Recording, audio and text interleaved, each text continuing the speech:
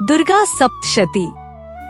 नवरात्रि के 9 दिनों की समयावधि में दुर्गा सप्तशती के पवित्र ग्रंथ का पाठ करना अत्यंत महत्वपूर्ण होता है। दुर्गा सप्तशती मार्कंडेय पुराण का भाग है तथा यह 700 श्लोकों का संग्रह है, जिसे 13 अध्यायों में विभाजित किया गया है। इन 13 अध्यायों को आगे 3 खंडों में विभाजित किया गया है, जिन्हें प्रथम चरित्र, मध्यम चरित्र एवं उत्तम चरित्र के रूप में जाना जाता है।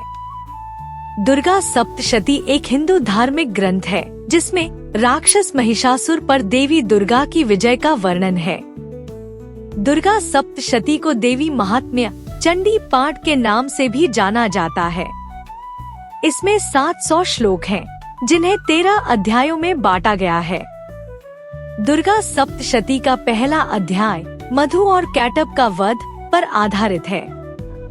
प्रथमोध्याय मेधा ऋषि का राजा सुरत और समाधि को भगवती की महिमा बताते हुए मधुकैटब वध का प्रसंग सुनाना। प्रथम चरित्र के ब्रह्मा ऋषि, महाकाली देवता, गायत्री छंद, नंदा शक्ति, रक्तदंतिका बीज, अग्नि तत्व और ऋग्वेद स्वरूप है। श्री महाकाली देवता की प्रसन्नता के लिए प्रथम चरित्र के जप में विनियोग किया जाता है। भगवान विष्णु के सो जाने पर मधु और कैटब को मारने के लिए कमल जन्मा ब्रह्मा जी ने जिनका स्तुति किया था, उन महाकाली देवी का मैं सेवन करता हूँ। वे अपने 10 हाथों में खड्ग, चक्र, गदा, बाण, धनुष, परिध, शूल, भुशुंडी, मस्तक और शंख धारण करती है। उनके 3 नेत्र हैं। वे समस्त अंगों में दिव्य आभूषणों से विभूषित है। उनके शरीर की कांति नीलमणि के समान है तथा वे 10 मुख और 10 पैरों से युक्त हैं। चंडिका देवी को नमस्कार है। मार्कंडेय जी बोले, सूर्य के पुत्र सावर्णी जो 8वें मनु कहे जाते हैं, उनकी उत्पत्ति की कथा विस्तार पूर्वक कहता हूँ। सुनो। सूर्य कुमार महाभाग सावर्णी भगवती महामाया के अनुग्रह से जिस प्रकार मनवंतर के स्वामी हुए, वही प्रसंग सुनाता हूँ। पूर्वकाल की बात है। स्वारोचिष मनवंतर में सुरत नाम के एक राजा थे, जो चैत्रवंश में उत्पन्न हुए थे। उनका समस्त भूमंडल पर अधिकार था। वे प्रजा का अपने औरस पुत्रों की भांति धर्म पूर्वक पालन करते थे। तो भी उस समय कोला विध्वंसी नाम के क्षत्रिय उनके शत्रु हो गए। राजा सुरत की दंडनीति बड़ी प्रबल थी। उनका शत्रुओं के साथ संग्राम हुआ। यद्यपि कोला विध्वंसी संख्या में कम थे, तो भी राजा सुरत युद्ध में उनसे परास्त हो गए। तब वे युद्ध भूमि से अपने नगर को लौट आए और केवल अपने देश के राजा होकर रहने लगे। समूची पृथ्वी से अब उनका अधिकार जाता रहा, किंतु वहाँ भी उन प्रबल शत्रुओं ने उस समय महाभाग राजा सुरत पर आक्रमण कर दिया। राजा का बल क्षीण हो चला था, इसीलिए उनके दुष्ट, बलवान एवं दुरात्मा मंत्रियों ने वहाँ उनकी राजधानी में भी राजकीय सेना और खजाने को हथिया लिया। सुरत का प्रभुत्व नष्ट हो चुका था, इसीलिए वे शिकार खेलने के बहाने घोड़े पर सवार हो वहाँ से अकेले ही एक घने जंगल में चले गए। वहाँ उन्होंने विप्रवर मेधा मुनि का आश्रम देखा, जहाँ कितने ही हिंसक जीव अपनी स्वाभाविक हिंसावृत्ति छोड़कर परम शांत भाव से रहते थे।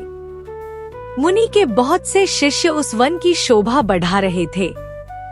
वहाँ जाने पर मुनि ने उनका सत्कार किया और वे उन मुनिश्रेष्ठ के आश्रम पर इधर उधर विचरते हुए कुछ काल तक रहे। फिर ममता से आकृष्ट चित्त होकर वहाँ इस प्रकार चिंता करने लगे, पूर्व काल में मेरे पूर्वजों ने जिसका पालन किया था, वही नगर आज मुझसे रहित है। पता नहीं मेरे दुराचारी भृत्यगण उसकी धर्म पूर्वक रक्षा करते हैं या नहीं। जो सदा मद की वर्षा करने वाला और शूरवीर था, वह मेरा प्रधान हाथी अब शत्रुओं के अधीन होकर न जाने किन भोगों को भोगता होगा। जो लोग मेरी कृपा, धन और भोजन पाने से सदा मेरे पीछे पीछे चलते थे, वे निश्चय ही अब दूसरे राजाओं का अनुसरण करते होंगे। उन अपव्ययी लोगों के द्वारा सदा खर्च होते रहने के कारण अत्यंत कष्ट से जमा किया हुआ मेरा वह खजाना खाली हो जाएगा। ये तथा और भी कई बातें राजा सुरत निरंतर सोचते रहते थे। एक दिन उन्होंने वहाँ विप्रवर मेधा के आश्रम के निकट एक वैश्य को देखा और उससे पूछा, भाई तुम कौन हो? यहाँ तुम्हारे आने का क्या कारण है? तुम क्यों शोकग्रस्त और अनमने से दिखाई देते हो? राजा सुरत का यह प्रेम पूर्वक कहा हुआ वचन सुनकर वैश्य ने विनीत भाव से उन्हें प्रणाम करके कहा। वैश्य बोला, राजन, मैं धनियों के कुल में उत्पन्न एक वैश्य हूँ। मेरा नाम समाधि है। मेरे दुष्ट स्त्री पुत्रों ने धन के लोभ से मुझे घर से बाहर निकाल दिया है। मैं इस समय धन, स्त्री और पुत्रों से वंचित हूँ। मेरे विश्वसनीय बंधुओं ने मेरा ही धन लेकर मुझे दूर कर दिया है, इसीलिए दुखी होकर मैं वन में चला आया हूँ। यहाँ रहकर मैं इस बात को नहीं जानता कि मेरे पुत्रों की, स्त्री की और स्वजनों की कुशल है या नहीं। इस समय घर में वे कुशल से रहते हैं अथवा उन्हें कोई कष्ट है। वे मेरे पुत्र कैसे हैं? क्या वे सदाचारी हैं अथवा दुराचारी हो गए हैं? राजा ने पूछा, जिन लोभी स्त्री पुत्र आदि ने धन के कारण तुम्हें घर से निकाल दिया, उनके प्रति चित्त में इतना स्नेह का बंधन क्यों है? वैश्य बोला, आप मेरे विषय में जैसी बात कहते हैं वह सब ठीक है, किंतु क्या करूं? मेरा मन निष्ठुरता नहीं धारण करता। जिन्होंने धन के लोभ में पड़कर पिता के प्रति स्नेह, पति के प्रति प्रेम तथा आत्मीयजन के प्रति अनुराग को तिलांजलि दे मुझे घर से निकाल दिया है, उन्हीं के प्रति मेरे हृदय में इतना स्नेह है। महामते, गुणहीन बंधुओं के प्रति भी जो मेरा चित्त इस प्रकार प्रेम मग्न हो रहा है, यह क्या है? इस बात को मैं जानकर भी नहीं जान पाता। उनके लिए मैं लंबी सांसें ले रहा हूँ और मेरा हृदय अत्यंत दुखित हो रहा है। उन लोगों में प्रेम का सर्वथा अभाव है, तो भी उनके प्रति जो मेरा मन निष्ठुर नहीं हो पाता, इसके लिए क्या करूं? मार्कंडेय जी कहते हैं, ब्राह्मण, तदंतर राजाओं में श्रेष्ठ सुरत और वह समाधि नामक वैश्य दोनों साथ साथ मेधा मुनि की सेवा में उपस्थित हुए और उनके साथ यथायोग्य न्यायानुकूल विनयपूर्ण बर्ताव करके बैठे। तत्पश्चात वैश्य और राजा ने कुछ वार्तालाप आरंभ किया। राजा ने कहा, भगवन, मैं आपसे एक बात पूछना चाहता हूँ। उसे बताइए। मेरा चित्त अपने अधीन न होने के कारण वह बात मेरे मन को बहुत दुख देती है। जो राज्य मेरे हाथ से चला गया है, उसमें और उसके संपूर्ण अंगों में मेरी ममता बनी हुई है। मुनिश्रेष्ठ, यह जानते हुए भी कि वह मेरा नहीं है, अज्ञानी की भांति मुझे उसके लिए दुख होता है। यह क्या है? इधर यह वैश्य भी घर से अपमानित होकर आया है। इसके पुत्र, स्त्री और भृत्यों ने इसे छोड़ दिया है। स्वजनों ने भी इसका परित्याग कर दिया है, तो भी यह उनके प्रति अत्यंत हार्दिक स्नेह रखता है। इस प्रकार यह तथा मैं दोनों ही बहुत दुखी हैं। जिसमें प्रत्यक्ष दोष देखा गया है, उस विषय के लिए भी हमारे मन में ममता जनित आकर्षण पैदा हो रहा है। महाभाग, हम दोनों समझदार हैं, तो भी हम में जो मोह पैदा हुआ है, यह क्या है? विवेक शून्य पुरुष की भांति मुझ में और इसमें भी यह मूढ़ता प्रत्यक्ष दिखाई देती है। ऋषि बोले, महाभाग, विषय मार्ग का ज्ञान सब जीवों को है। इसी प्रकार विषय भी सबके लिए अलग अलग हैं। कुछ प्राणी दिन में नहीं देखते और दूसरे रात में ही नहीं देखते, तथा कुछ जीव ऐसे हैं जो दिन और रात्रि में भी बराबर ही देखते हैं। यह ठीक है कि मनुष्य समझदार होते हैं, किंतु केवल वे ही ऐसे नहीं होते। पशु, पक्षी और मृग आदि सभी प्राणी समझदार होते हैं। मनुष्यों की समझ भी वैसी ही होती है जैसी उन मृग और पक्षियों की होती है, तथा जैसी मनुष्यों की होती है वैसी ही उन मृग पक्षी आदि की होती है। यह तथा अन्य बातें भी प्रायः दोनों में समान ही हैं। समझ होने पर भी इन पक्षियों को तो देखो, ये स्वयं भूख से पीड़ित होते हुए भी मोहवश बच्चों की चोंच में कितने चाव से अन्न के दाने डाल रहे हैं। नरश्रेष्ठ, क्या तुम नहीं देखते कि ये मनुष्य समझदार होते हुए भी लोभवश अपने किए हुए उपकार का बदला पाने के लिए पुत्रों की अभिलाषा करते हैं? यद्यपि उन सब में समझ की कमी नहीं है, तथापि वे संसार की स्थिति, जन्म मरण की परंपरा बनाए रखने वाले भगवती महामाया के प्रभाव द्वारा ममता में भंवर से युक्त मोह के गर्त में गिराए गए हैं। इसीलिए इसमें आश्चर्य नहीं करना चाहिए। जगदीश्वर भगवान विष्णु की योग निद्रा रूपा जो भगवती महामाया है, उन्हीं से यह जगत मोहित हो रहा है। वे भगवती महामाया देवी ज्ञानियों के भी चित्त को बलपूर्वक खींचकर मोह में डाल देती है। वे ही इस संपूर्ण चराचर जगत की सृष्टि करती हैं, तथा वे ही प्रसन्न होने पर मनुष्यों को मुक्ति के लिए वरदान देती हैं। वे ही परा विद्या, संसार बंधन और मोक्ष की हेतुभूता सनातनी देवी तथा संपूर्ण ईश्वरों की भी अधीश्वरी हैं। राजा ने पूछा, भगवन, जिन्हें आप महामाया कहते हैं, वे देवी कौन हैं? ब्राह्मण, उनका आविर्भाव कैसे हुआ तथा उनके चरित्र कौन कौन हैं? ब्रह्मवेत्ताओं में श्रेष्ठ महर्षि। उन देवी का जैसा प्रभाव हो, जैसा स्वरूप हो और जिस प्रकार प्रादुर्भाव हुआ हो, वह सब मैं आपके मुख से सुनना चाहता हूँ। ऋषि बोले, राजन, वास्तव में तो वे देवी नित्य स्वरूपा ही हैं। संपूर्ण जगत उन्हीं का रूप है तथा उन्होंने समस्त विश्व को व्याप्त कर रखा है, तथापि उनका प्राकट्य अनेक प्रकार से होता है। वह मुझसे सुनो। यद्यपि वे नित्य और अजन्मा हैं, तथापि जब देवताओं का कार्य सिद्ध करने के लिए प्रकट होती हैं, उस समय लोक में उत्पन्न हुई कहलाती हैं।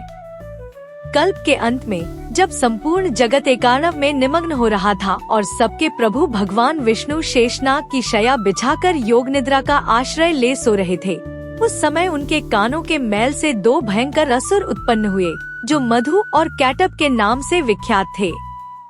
वे दोनों ब्रह्मा जी का वध करने को तैयार हो गए। भगवान विष्णु के नाभि कमल में विराजमान प्रजापति ब्रह्मा जी ने जब उन दोनों भयानक असुरों को अपने पास आया और भगवान को सोया हुआ देखा, तब एकाग्रचित्त होकर उन्होंने भगवान विष्णु को जगाने के लिए उनके नेत्रों में निवास करने वाली योग निद्रा का स्तवन आरंभ किया, जो इस विश्व की अधीश्वरी, जगत को धारण करने वाली, संसार का पालन और सहार करने वाली तथा तेजस्वरूप भगवान विष्णु की अनुपम शक्ति है। उन्हीं भगवती निद्रा देवी की भगवान ब्रह्मा स्तुति करने लगे। ब्रह्मा जी ने कहा, देवी, तुम ही स्वाहा, तुम ही स्वधा और तुम ही वशटकार हो। स्वर भी तुम्हारे ही स्वरूप हैं। तुम ही जीवन दायिनी सुधा हो। नित्य अक्षर प्रणव में अकार, उकार, मकार, इन तीन मात्राओं के रूप में तुम ही स्थित हो तथा इन तीन मात्राओं के अतिरिक्त जो बिंदु रूपा नित्य अर्धमात्रा है, जिसका विशेष रूप से उच्चारण नहीं किया जा सकता, वह भी तुम ही हो। देवी, तुम ही संध्या, सावित्री तथा परम जननी हो। देवी, तुम ही इस विश्व ब्रह्मांड को धारण करती हो। तुमसे ही इस जगत की सृष्टि होती है, तुम ही से इसका पालन होता है और सदा तुम ही कल्प के अंत में सबको अपना ग्रास बना लेती हो। जगन्मयी देवी, इस जगत की उत्पत्ति के समय तुम सृष्टि रूपा हो, पालन काल में स्थिति रूपा हो तथा कल्पांत के समय सहार रूप धारण करने वाली हो। महामोह रूपा, महादेवी और महासुरी हो। तुम ही तीनों गुणों को उत्पन्न करने वाली सबकी प्रकृति हो। भयंकर कालरात्रि, महारात्रि और मोहरात्रि भी तुम ही हो। तुम ही श्री, तुम ही ईश्वरी, तुम ही हरि और तुम ही बोध स्वरूपा बुद्धि हो। लज्जा, पुष्टि, तुष्टि, शांति और क्षमा भी तुम ही हो। तुम खड्गधारिणी, शूलधारिणी, घोर रूपा तथा गदा, चक्र, शंख और धनुष धारण करने वाली हो। बाण, भुषुंडी और परिघ ये भी तुम्हारे अस्त्र हैं। तुम सौम्य और सौम्यतर हो। इतना ही नहीं, जितने भी सौम्य एवं सुंदर पदार्थ हैं, उन सब की अपेक्षा तुम अत्यधिक सुंदरी हो। पर और अपर सबसे परे रहने वाली परमेश्वरी तुम ही हो। सर्वस्वरूपे देवी, कहीं भी सतसत रूप जो कुछ वस्तुएं हैं और उन सब की जो शक्ति है, वह तुम ही हो। ऐसी अवस्था में तुम्हारी स्तुति क्या हो सकती है? जो इस जगत की सृष्टि, पालन और सहार करते हैं, उन भगवान को भी जब तुमने निद्रा के अधीन कर दिया है, तब तुम्हारी स्तुति करने में यहाँ कौन समर्थ हो सकता है? मुझको भगवान शंकर को तथा भगवान विष्णु को भी तुमने ही शरीर धारण कराया है, अतः तुम्हारी स्तुति करने की शक्ति किसमें है? देवी, तुम तो अपने इन उदार प्रभावों से ही प्रशंसित हो। ये जो दोनों दुर्धर्ष असुर मधु और कैटब हैं, इनको मोह में डाल दो और जगदीश्वर भगवान विष्णु को शीघ्र ही जगा दो। साथ ही इनके भीतर इन दोनों महान असुरों को मार डालने की बुद्धि उत्पन्न कर दो। ऋषि कहते हैं, राजन, जब ब्रह्मा जी ने वहाँ मधु और कैटब को मारने के उद्देश्य से भगवान विष्णु को जगाने के लिए तमोगुण की अधिष्ठात्री देवी योगनिद्रा की इस प्रकार स्तुति की, तब वे भगवान के नेत्र, मुख, नासिका, बाहु, हृदय और वक्षस्थल से निकलकर अव्यक्त जन्मा ब्रह्मा जी की दृष्टि के समक्ष खड़ी हो गयीं। योग निद्रा से मुक्त होने परजगत के स्वामी भगवान जनार्दन उस एकानव के जल में शेषनाग की शया से जाग उठे। फिर उन्होंने उन दोनों असुरों को देखा। वे दुरात्मा मधु और कैटब अत्यंत बलवान तथा पराक्रमी थे और क्रोध से लाल आंखें किए ब्रह्मा जी को खा जाने के लिए उद्योग कर रहे थे। तब भगवान श्रीहरि ने उठकर उन दोनों के साथ 5000 वर्षों तक केवल बाहुयुद्ध किया। वे दोनों भी अत्यंत बल के कारण उन्मत्त हो रहे थे।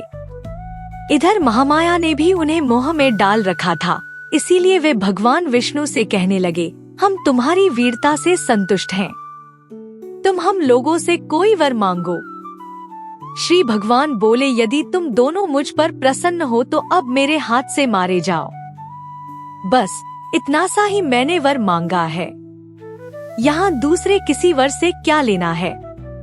ऋषि कहते हैं, इस प्रकार धोखे में आ जाने पर जब उन्होंने संपूर्ण जगत में जल ही जल देखा, तब कमलनयन भगवान से कहा, जहाँ पृथ्वी जल में डूबी हुई न हो, जहाँ सूखा स्थान हो, वहीं हमारा वध करो। ऋषि कहते हैं, तब तथास्तु कहकर शंख, चक्र और गदा धारण करने वाले भगवान ने उन दोनों के मस्तक अपनी जांग पर रखकर चक्र से काट डाले। इस प्रकार ये देवी महामाया ब्रह्मा जी की स्तुति करने पर स्वयं प्रकट हुई थी। अब पुनः तुमसे उनके प्रभाव का वर्णन करता हूँ, सुनो। इस प्रकार श्री मार्कंडेय पुराण में सावर्णिक मनवंतर की कथा के अंतर्गत देवी महात्म्य में मधुकैटभ वध नामक पहला अध्याय पूरा हुआ।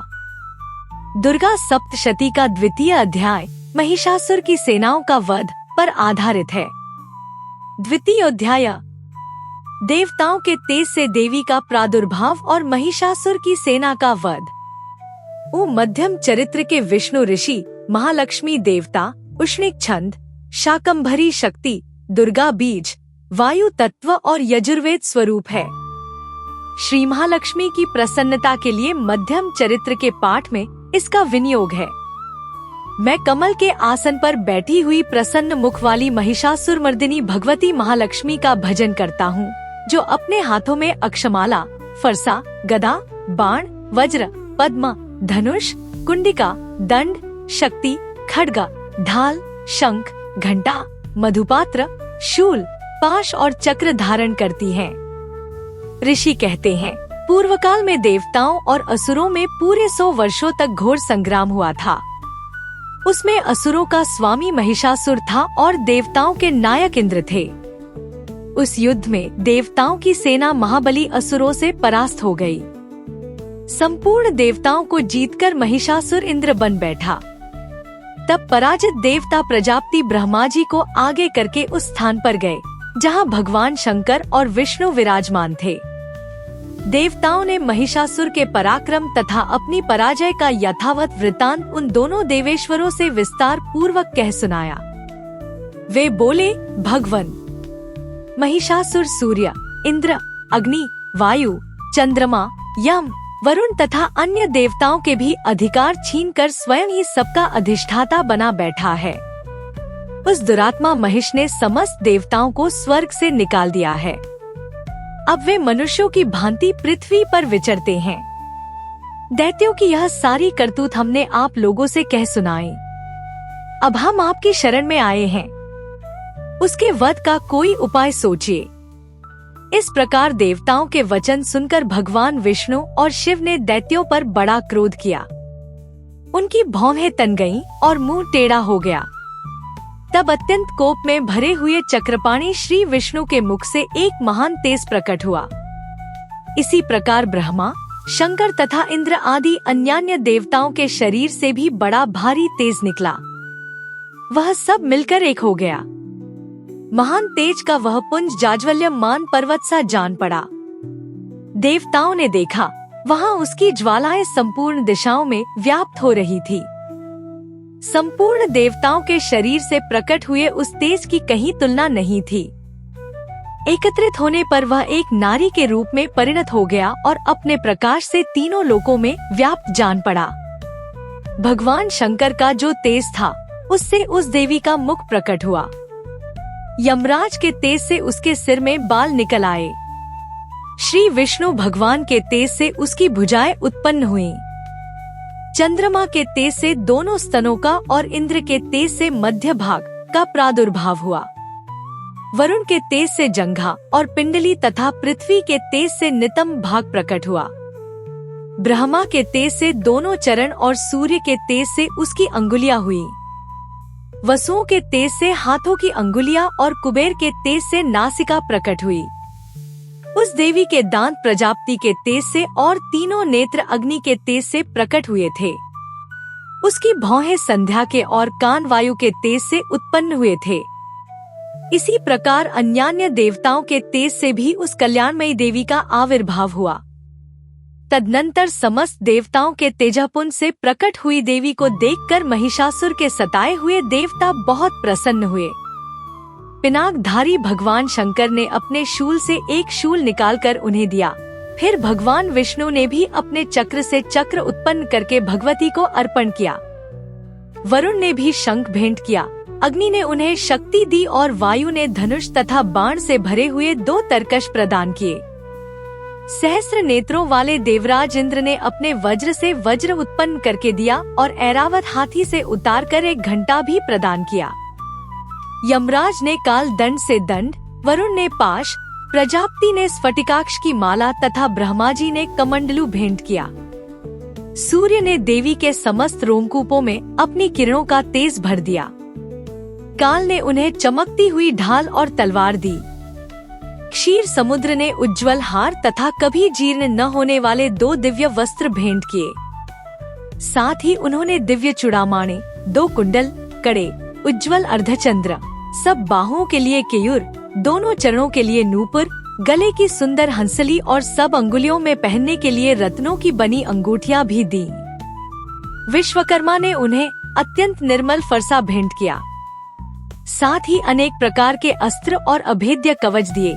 इनके सिवा मस्तक और वक्षस्थल पर धारण करने के लिए कभी न कुम्हलाने वाले कमलों की मालाएं दी। जल्दी ने उन्हें सुंदर कमल का फूल भेंट किया। हिमालय ने सवारी के लिए सिंह तथा भांति भांति के रत्न समर्पित किए। धनाध्यक्ष कुबेर ने मधु से भरा पानपात्र दिया तथा संपूर्ण नागों के राजा शेष ने, जो इस पृथ्वी को धारण करते हैं, उन्हें बहुमूल्य मणियों से विभूषित नागहार भेंट दिया। इसी प्रकार अन्य देवताओं ने भी आभूषण और अस्त्र शस्त्र देकर देवी का सम्मान किया। तत्पश्चात उन्होंने बारंबार अट्टहास पूर्वक उच्च स्वर से गर्जना की। उनके भयंकर नाद से संपूर्ण आकाश गूंज उठा। देवी का वह अत्यंत उच्च स्वर से किया हुआ सिंहनाद कहीं समा न सका। आकाश उसके सामने लघु प्रतीत होने लगा।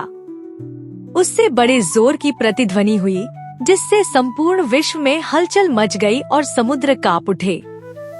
पृथ्वी डोलने लगी और समस्त पर्वत हिलने लगे। उस समय देवताओं ने अत्यंत प्रसन्नता के साथ सिंहवाहिनी भवानी से कहा, देवी तुम्हारी जय हो। संपूर्ण त्रिलोकी को क्षोभग्रस्त देख दैत्यगण अपनी समस्त सेना को कवच आदि से सुसज्जित कर हाथों में हथियार ले सहसा उठकर खड़े हो गए। उस समय महिषासुर ने बड़े क्रोध में आकर कहा, यह क्या हो रहा है? फिर वह संपूर्ण असुरों से घिरकर उस सिंहनाद की ओर लक्ष्य करके दौड़ा और आगे पहुंचकर उसने देवी को देखा, जो अपनी प्रभा से तीनों लोकों को प्रकाशित कर रही थी। साथ ही महर्षियों ने भक्ति भाव से विनम्र होकर उनका स्तवन किया। उनके चरणों के भार से पृथ्वी दबी जा रही थी। माथे के मुकुट से आकाश में रेखा सी खींच रही थी तथा वे अपने धनुष की टंकार से सातों पातालों को क्षुब्ध किए देती थी। देवी अपनी हजारों भुजाओं से संपूर्ण दिशाओं को आच्छादित करके खड़ी थी। तदंतर उनके साथ दैत्यों का युद्ध छिड़ गया। नाना प्रकार के अस्त्र शस्त्रों के प्रहार से संपूर्ण दिशाएं उद्भासित होने लगी। चिक्षुर नामक महान असुर महिषासुर का सेना नायक था। वह देवी के साथ युद्ध करने लगा। अन्य दैत्यों की चतुरंगिनी सेना साथ लेकर चामर भी लड़ने लगा। 60,000 रथियों के साथ आकर उदग्र नामक महादैत्य ने लोहा लिया। 1 करोड़ रथियों को साथ लेकर महानु नामक दैत्य युद्ध करने लगा, जिसके रोए तलवार के समान तीखे थे। वह असिलोमा नामक महादैत्य 5 करोड़ रथी सैनिकों सहित युद्ध में आ डटा। 60 लाख रथियों से घिरा हुआ बाशकल नामक दैत्य भी उस युद्ध भूमि में लड़ने लगा। परिवारित नामक राक्षस हाथी सवार और घुड़सवारों के अनेक दलों तथा 1 करोड़ रथियों की सेना लेकर युद्ध करने लगा। बिडाल नामक दैत्य 5 अरब रथियों से घिरकर लोहा लेने लगा। इनके अतिरिक्त और भी हजारों महादैत्य रथ, हाथी और घोड़ों की सेना साथ लेकर वहां देवी के साथ युद्ध करने लगे। स्वयं महिषासुर उस रणभूमि में कोटि-कोटि सहस्र रथ, हाथी और घोड़ों की सेना से घिरा हुआ खड़ा था।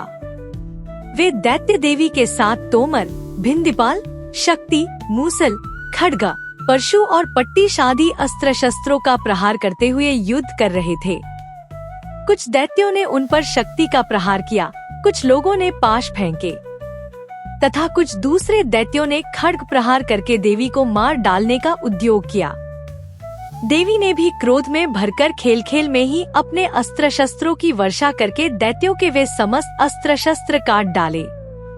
उनके मुख पर परिश्रम या थकावट का रंच मात्र भी चिन्ह नहीं था। देवता और ऋषि उनकी स्तुति करते थे और वे भगवती परमेश्वरी दैत्यों के शरीरों पर अस्त्र शस्त्रों की वर्षा करती रहीं। देवी का वाहन सिंह भी क्रोध में भरकर गर्दन के बालों को हिलाता हुआ असुरों की सेना में इस प्रकार विचरने लगा, मानो वनों में दावानल फैल रहा हो। रणभूमि में दैत्यों के साथ युद्ध करती हुई अंबिका देवी ने जितने निश्वास छोड़े, वे सभी तत्काल सैकड़ों हजारों गणों के रूप में प्रकट हो गए और परशु, भिंदीपाल, खड्ग तथा पट्टिश आदि अस्त्रों द्वारा असुरों का सामना करने लगे। देवी की शक्ति से बढ़े हुए वे गण असुरों का नाश करते हुए नगाड़ा और शंख आदि बाजे बजाने लगे। उस संग्राम महोत्सव में कितने ही गण मृदंग बजा रहे थे। तदंतर देवी ने त्रिशूल से, गदा से, शक्ति की वर्षा से और खड्ग आदि से सैकड़ों महादैत्यों का संहार कर डाला। कितनों को घंटे के भयंकर नाद से मूर्छित करके मार गिराया। बहुतेरे दैत्यों को पाश से बांधकर धरती पर घसीटा। कितने ही दैत्य उनकी तीखी तलवार की मार से 2-2 टुकड़े हो गए। कितने ही गदा की चोट से घायल हो धरती पर सो गए। कितने ही मूसल की मार से अत्यंत आहत होकर रक्त वमन करने लगे। कुछ दैत्य शूल से छाती फट जाने के कारण पृथ्वी पर ढेर हो गए। उस रणांगन में बाण समूहों की वृष्टि से कितने ही असुरों की कमर टूट गई। बाज की तरह झपटने वाले देव पीड़क दैत्य गण अपने प्राणों से हाथ धोने लगे। किन्हीं की बाहें छिन्न भिन्न हो गईं। कितनों की गर्दनें कट गईं। कितने ही दैत्यों के मस्तक कट-कट कर गिरने लगे। कुछ लोगों के शरीर मध्य भाग में ही विदीर्ण हो गए। कितने ही महादैत्य जांघें कट जाने से पृथ्वी पर गिर पड़े। कितनों को ही देवी ने एक बाह, एक पैर और एक नेत्र वाले करके 2 टुकड़ों में चीर डाला। कितने ही दैत्य मस्तक कट जाने पर भी गिरकर फिर उठ जाते और केवल धड़ के ही रूप में अच्छे हथियार हाथ में ले देवी के साथ युद्ध करने लगते थे। दूसरे कबंध युद्ध के बाजों की लय पर नाचते थे। कितने ही बिना सिर के धड़ हाथों में खड्ग, शक्ति और रिष्टि लिए दौड़ते थे तथा दूसरे महादैत्य ठहरो ठहरो यह कहते हुए देवी को युद्ध के लिए ललकारते थे। जहाँ वह घोर संग्राम हुआ था, वहाँ की धरती देवी के गिराए हुए रथ, हाथी, घोड़े और असुरों की लाशों से ऐसी पड़ गई थी कि वहाँ चलना फिरना असंभव हो गया था। दैत्यों की सेना में हाथी, घोड़े और असुरों के शरीरों से इतनी अधिक मात्रा में रक्तपात हुआ था कि थोड़ी देर में वहां खून की बड़ी बड़ी नदियां बहने लगी। जगदम्बा ने असुरों की विशाल सेना को क्षण भर में नष्ट कर दिया, ठीक उसी तरह जैसे तृण और कांट के भारी ढेर को आग कुछ ही क्षणों में भस्म कर देती है। और वह सिंह भी गर्दन के बालों को हिला हिला कर जोर जोर से गर्जना करता हुआ दैत्यों के शरीर से मानो उनके प्राण चुन लेता था। वहां देवी के गणों ने भी उन महादैत्यों के साथ ऐसा युद्ध किया जिससे आकाश में खड़े हुए देवता गण उन पर बहुत संतुष्ट हुए और फूल बरसाने लगे।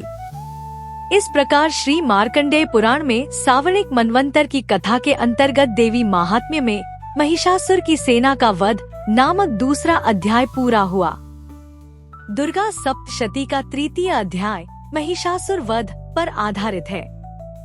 तृतीय अध्याय सेनापतियों सहित महिषासुर का वध। जगदम्बा के श्रीअंगों की कांति उद्यकाल के सहस्रों सूर्यों के समान है। वे लाल रंग की रेशमी साड़ी पहने हुए हैं।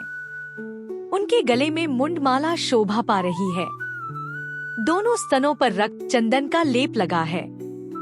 वे अपने करकमलों में जपमालिका, विद्या और अभय तथा वर नामक मुद्राएं धारण किए हुए हैं। 3 नेत्रों में सुशोभित मुखारविंद की बड़ी शोभा हो रही है। उनके मस्तक पर चंद्रमा के साथ ही रत्नमय मुकुट बंधा है तथा वे कमल के आसन पर विराजमान है। ऐसी देवी को मैं भक्ति पूर्वक प्रणाम करता हूँ। ऋषि कहते हैं, दैत्यों की सेना को इस प्रकार तहस-नहस होते देख महादैत्य सेनापति चिक्षुर क्रोध में भरकर अंबिका देवी से युद्ध करने के लिए आगे बढ़ा। वह असुर रणभूमि में देवी के ऊपर इस प्रकार बाणों की वर्षा करने लगा जैसे बादल मेरुगिरी के शिखर पर पानी की धार बरसा रहा हो। तब देवी ने अपने बाणों से उसके बाण समूह को अनायास ही काटकर उसके घोड़ों और सारथी को भी मार डाला। साथ ही उसके धनुष तथा अत्यंत ऊंची ध्वजा को भी तत्काल काट गिराया। धनुष कट जाने पर उसके अंगों को अपने बाणों से बींध डाला। धनुष, रथ, घोड़े और सारथी के नष्ट हो जाने पर वह असुर ढाल और तलवार लेकर देवी की ओर दौड़ा। उसने तीखी धार वाली तलवार से सिंह के मस्तक पर चोट करके देवी की भी बाईं भुजा में बड़े वेग से प्रहार किया। राजन, देवी की बाह पर पहुंचते ही वह तलवार टूट गई। फिर तो क्रोध से लाल आंखें करके उस राक्षस ने शूल हाथ में लिया और उसे उस महादैत्य ने भगवती भद्रकाली के ऊपर चलाया। वह शूल आकाश से गिरते हुए सूर्य मंडल की भांति अपने तेज से प्रज्वलित हो उठा। उस शूल को अपनी ओर आते देख देवी ने भी शूल का प्रहार किया। उससे राक्षस के शूल के सैकड़ों टुकड़े हो गए। साथ ही महादैत्य चिक्षुर की भी धज्जियां उड़ गईं। वह प्राणों से हाथ धो बैठा। महिषासुर के सेनापति उस महापराक्रमी चिक्षुर के मारे जाने पर देवताओं को पीड़ा देने वाला चामर हाथी पर चढ़कर आया। उसने भी देवी के ऊपर शक्ति का प्रहार किया, किंतु जगदम्बा ने उसे अपने हुकार से ही आहत एवं निष्प्रभ करके तत्काल पृथ्वी पर गिरा दिया। शक्ति टूटकर गिरी हुई देख चामर को बड़ा क्रोध हुआ। अब उसने शूल चलाया, किंतु देवी ने उसे भी अपने बाणों द्वारा काट डाला। इतने में ही देवी का सिंह उछलकर हाथी के मस्तक पर चढ़ बैठा और उस दैत्य के साथ खूब जोर लगाकर बाहुयुद्ध करने लगा। वे दोनों लड़ते लड़ते हाथी से पृथ्वी पर आ गए और अत्यंत क्रोध में भरकर एक दूसरे पर बड़े भयंकर प्रहार करते हुए लड़ने लगे। तदंतर सिंह बड़े वेग से आकाश की ओर उछला और उधर से गिरते समय उसने पंजों की मार से चामर का सिर धड़ से अलग कर दिया। इसी प्रकार उदग्र भी शिला और वक्ष आदि की मार खाकर रणभूमि में देवी के हाथ से मारा गया तथा कराल भी दांतों, मुक्कों और थप्पड़ों की चोट से धराशी हो गया। क्रोध में भरी हुई देवी ने गदा की चोट से उद्धत का कचूमर निकाल डाला। भिंदपाल से वाशकल को तथा बाणों से ताम्र और अंधक को मौत के घाट उतार दिया। 3 नेत्रों वाली परमेश्वरी ने त्रिशूल से उग्रास्य, उग्रवीर्य तथा महानु नामक दैत्यों को मार डाला। तलवार की चोट से विडाल के मस्तक को धड़ से काट गिराया। दुर्धर और दुर्मुख इन दोनों को भी अपने बाणों से यमलोक भेज दिया। इस प्रकार अपनी सेना का सहार होता देख महिषासुर ने भैंसे का रूप धारण करके देवी के गणों को त्रास देना आरंभ किया। किन्हीं को थूथुन से मारकर, किन्हीं के ऊपर खुरों का प्रहार करके, किन्हीं को पूंछ से चोट पहुंचाकर, कुछ को सींगों से विदीर्ण करके, कुछ गणों को वेग से, किन्हीं को सिंहनाद से, कुछ को चक्कर देकर और कितनों को निश्वास वायु के झोंके से धराशयी कर दिया। इस प्रकार गणों की सेना को गिराकर वह असुर महादेवी के सिंह को मारने के लिए झपटा। इससे जगदम्बा को बड़ा क्रोध हुआ। उधर महापराक्रमी महिषासुर भी क्रोध में भरकर धरती को खुरों से खोदने लगा तथा अपने सींगों से ऊंचे ऊंचे पर्वतों को उठाकर फेंकने और गर्जने लगा। उसके वेग से चक्कर देने के कारण पृथ्वी क्षुब्ध होकर फटने लगी। उसकी पूंछ से टकराकर समुद्र सब ओर से धरती को डुबोने लगा। हिलते हुए सींगों के आघात से विदीर्ण होकर बादलों के टुकड़े टुकड़े हो गए। उसके श्वास की प्रचंड वायु के वेग से उड़े हुए सैकड़ों पर्वत आकाश से गिरने लगे। इस प्रकार क्रोध में भरे हुए उस महादैत्य को अपनी ओर आते देख चंडिका ने उसका वध करने के लिए महान क्रोध किया। उन्होंने पाश फेंककर उस महान असुर को बांध लिया। उस महासंग्राम में बंध जाने पर उसने भैंसे का रूप त्याग दिया और तत्काल सिंह के रूप में वह प्रकट हो गया। उस अवस्था में जगदम्बा ज्यों ही उसका मस्तक काटने के लिए उद्यत हुई, त्यों ही वह खड्गधारी पुरुष के रूप में दिखाई देने लगा। तब देवी ने तुरंत ही बाणों की वर्षा करके ढाल और तलवार के साथ उस पुरुष को बींध डाला। इतने में ही वह महान गजराज के रूप में परिणत हो गया तथा अपनी सूंड से देवी के विशाल सिंह को खींचने और गर्जने लगा। खींचते समय देवी ने तलवार से उसकी सूंड काट डाली। तब उस महादैत्य ने पुनः मैंसे का शरीर धारण कर लिया और पहले की ही भांति चराचर प्राणियों सहित तीनों लोकों को व्याकुल करने लगा।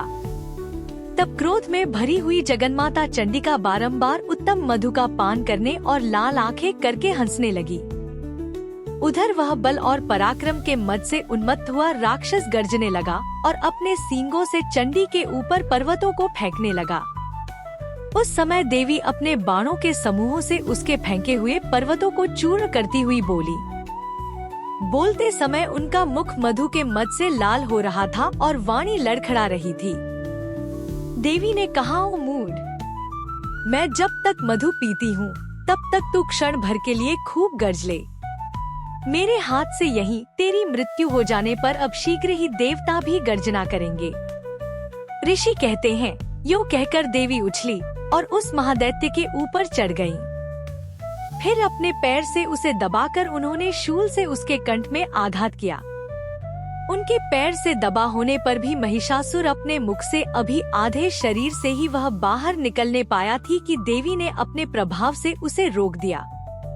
आधा निकला होने पर भी वह महादैत्य देवी से युद्ध करने लगा। तब देवी ने बहुत बड़ी तलवार से उसका मस्तक काट गिराया। फिर तो हाहाकार करती हुई दैत्यों की सारी सेना भाग गई तथा संपूर्ण देवता अत्यंत प्रसन्न हो गए। देवताओं ने दिव्य महर्षियों के साथ दुर्गा देवी का स्तुति किया। गंधर्वराज गाने लगे तथा अप्सराएं नृत्य करने लगी। इस प्रकार श्री मार्कंडेय पुराण में सावर्णिक मनवंतर की कथा के अंतर्गत देवी महात्म्य में महिषासुरवध नामक तीसरा अध्याय पूरा हुआ। दुर्गा सप्तशती का चतुर्थ अध्याय देवी स्तुति पर आधारित है।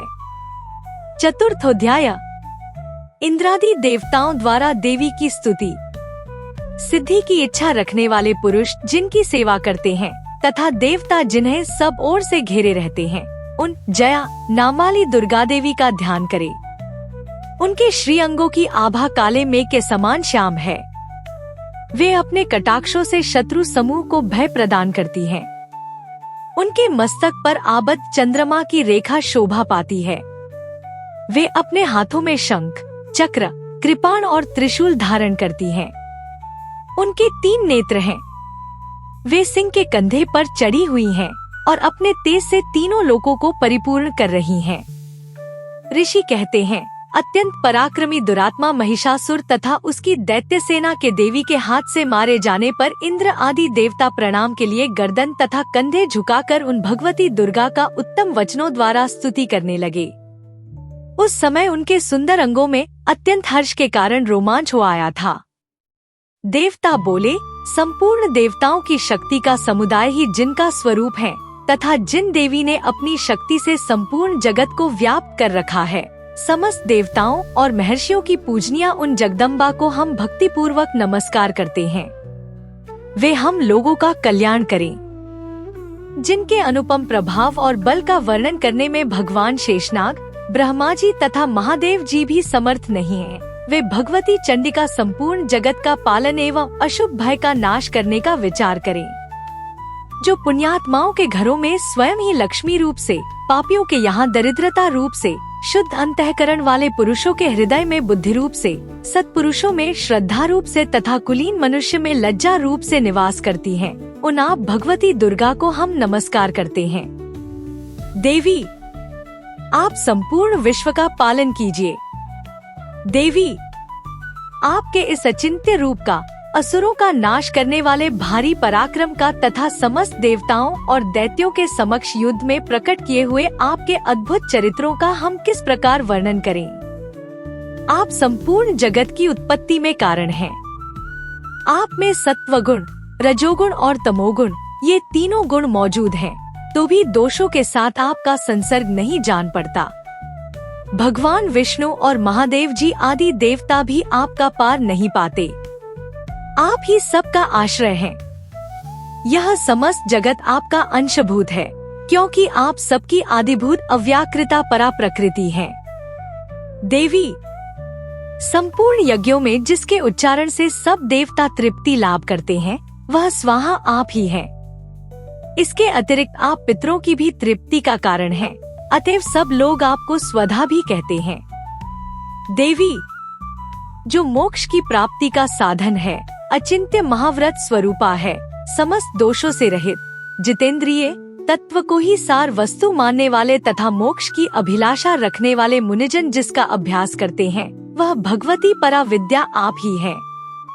आप शब्द स्वरूपा हैं। अत्यंत निर्मल ऋग्वेद, यजुर्वेद तथा उद्गीत के मनोहर पदों के पाठ से युक्त सामवेद का भी आधार आप ही हैं। आप देवी, त्रयी, तीनों वेद और भगवती छहों ऐश्वर्यों से युक्त हैं। इस विश्व की उत्पत्ति एवं पालन के लिए आप ही वार्ता, खेती एवं आजीविका के रूप में प्रकट हुई हैं। आप संपूर्ण जगत की घोर पीड़ा का नाश करने वाली हैं। देवी, जिससे समस्त शास्त्रों के सार का ज्ञान होता है, वह मेधा शक्ति आप ही है। दुर्गम भव सागर से पार उतारने वाली नौका रूप दुर्गा देवी भी आप ही है। आपकी कहीं भी आसक्ति नहीं है। कैटब के शत्रु भगवान विष्णु के वक्षस्थल में एकमात्र निवास करने वाली भगवती लक्ष्मी तथा भगवान चंद्रशेखर द्वारा सम्मानित गौरी देवी भी आप ही हैं। आपका मुख मंद मुस्कान से सुशोभित, निर्मल, पूर्ण चंद्रमा के बिंब का अनुकरण करने वाला और उत्तम सुवर्ण की मनोहर कांति से कमनीय है, तो भी उसे देखकर महिषासुर को क्रोध हुआ और सहसा उसने उस पर प्रहार कर दिया। यह बड़े आश्चर्य की बात है। 12 देवी। वही मुख जब क्रोध से युक्त होने पर उदय काल के चंद्रमा की भांति लाल और तनी हुई भौहों के कारण विकराल हो उठा, तब उसे देखकर जो महिषासुर प्राण तुरंत नहीं निकल गए, यह उससे भी बढ़कर आश्चर्य की बात है, क्योंकि क्रोध में भरे हुए यमराज को देखकर भला कौन जीवित रह सकता है। देवी, आप प्रसन्न हो। परमात्मा स्वरूपा आपके प्रसन्न होने पर जगत का अभ्युदय होता है और क्रोध में भर जाने पर आप तत्काल ही कितने कुलों का सर्वनाश कर डालती हैं। यह बात अभी अनुभव में आई है, क्योंकि महिषासुर की यह विशाल सेना क्षण भर में आपके कोप से नष्ट हो गई है। सदा अभ्युदय प्रदान करने वाली आप जिन पर प्रसन्न रहती हैं, वे ही देश में सम्मानित हैं। उन्हीं को धन और यश की प्राप्ति होती है। उन्हीं का धर्म कभी शिथिल नहीं होता तथा वे ही अपने हृष्ट-पुष्ट स्त्री, पुत्र और भृत्यों के साथ धन्य माने जाते हैं। देवी, आपकी ही कृपा से पुण्यात्मा पुरुष प्रतिदिन अत्यंत श्रद्धा पूर्वक सदा सब प्रकार के धर्मानुकूल कर्म करता है और उसके प्रभाव से स्वर्ग लोक में जाता है। इसलिए आप तीनों लोकों में निश्चय ही मनोवांछित फल देने वाली हैं।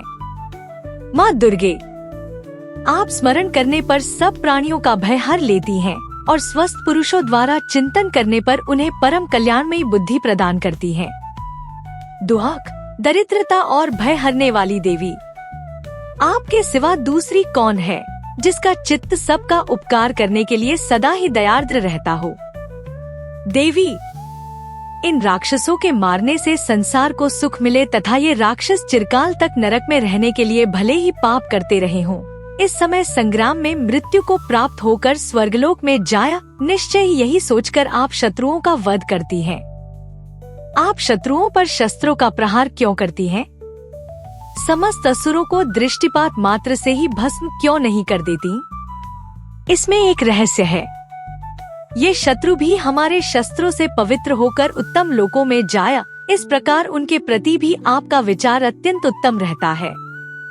खड्ग के तेजा पुंज की भयंकर दीप्ति से तथा आपके त्रिशूल के अग्रभाग की घनीभूत प्रभा से चौंधिया कर जो असुरों की आंखें फूट नहीं गईं, उसमें कारण यही था कि वे मनोहर रश्मियों से युक्त चंद्रमा के समान आनंद प्रदान करने वाले आपके इस सुंदर मुख का दर्शन करते थे। देवी, आपका शील दुराचारियों के बुरे बर्ताव को दूर करने वाला है। साथ ही यह रूप ऐसा है जो कभी चिंतन में भी नहीं आ सकता और जिसकी कभी दूसरों से तुलना भी नहीं हो सकती, तथा आपका बल और पराक्रम तो उन दैत्यों का भी नाश करने वाला है जो कभी देवताओं के पराक्रम को भी नष्ट कर चुके थे। इस प्रकार आपने शत्रुओं पर भी अपनी दया ही प्रकट की है। वरदायिनी देवी, आपके इस पराक्रम की किसके साथ तुलना हो सकती है तथा शत्रुओं को भय देने वाला एवं अत्यंत मनोहर ऐसा रूप भी आपके सिवा और कहा है। हृदय में कृपा और युद्ध में निष्ठुरता, ये दोनों बातें तीनों लोकों के भीतर केवल आप में ही देखी गई हैं। माता, आपने शत्रुओं का नाश करके इस समस्त त्रिलोकी की रक्षा की है। उन शत्रुओं को भी युद्ध भूमि में मारकर स्वर्गलोक में पहुंचाया है तथा उन्मत्त दैत्यों से प्राप्त होने वाले हम लोगों के भय को भी दूर कर दिया है। आपको हमारा नमस्कार है। देवी, आप शूल से हमारी रक्षा करें।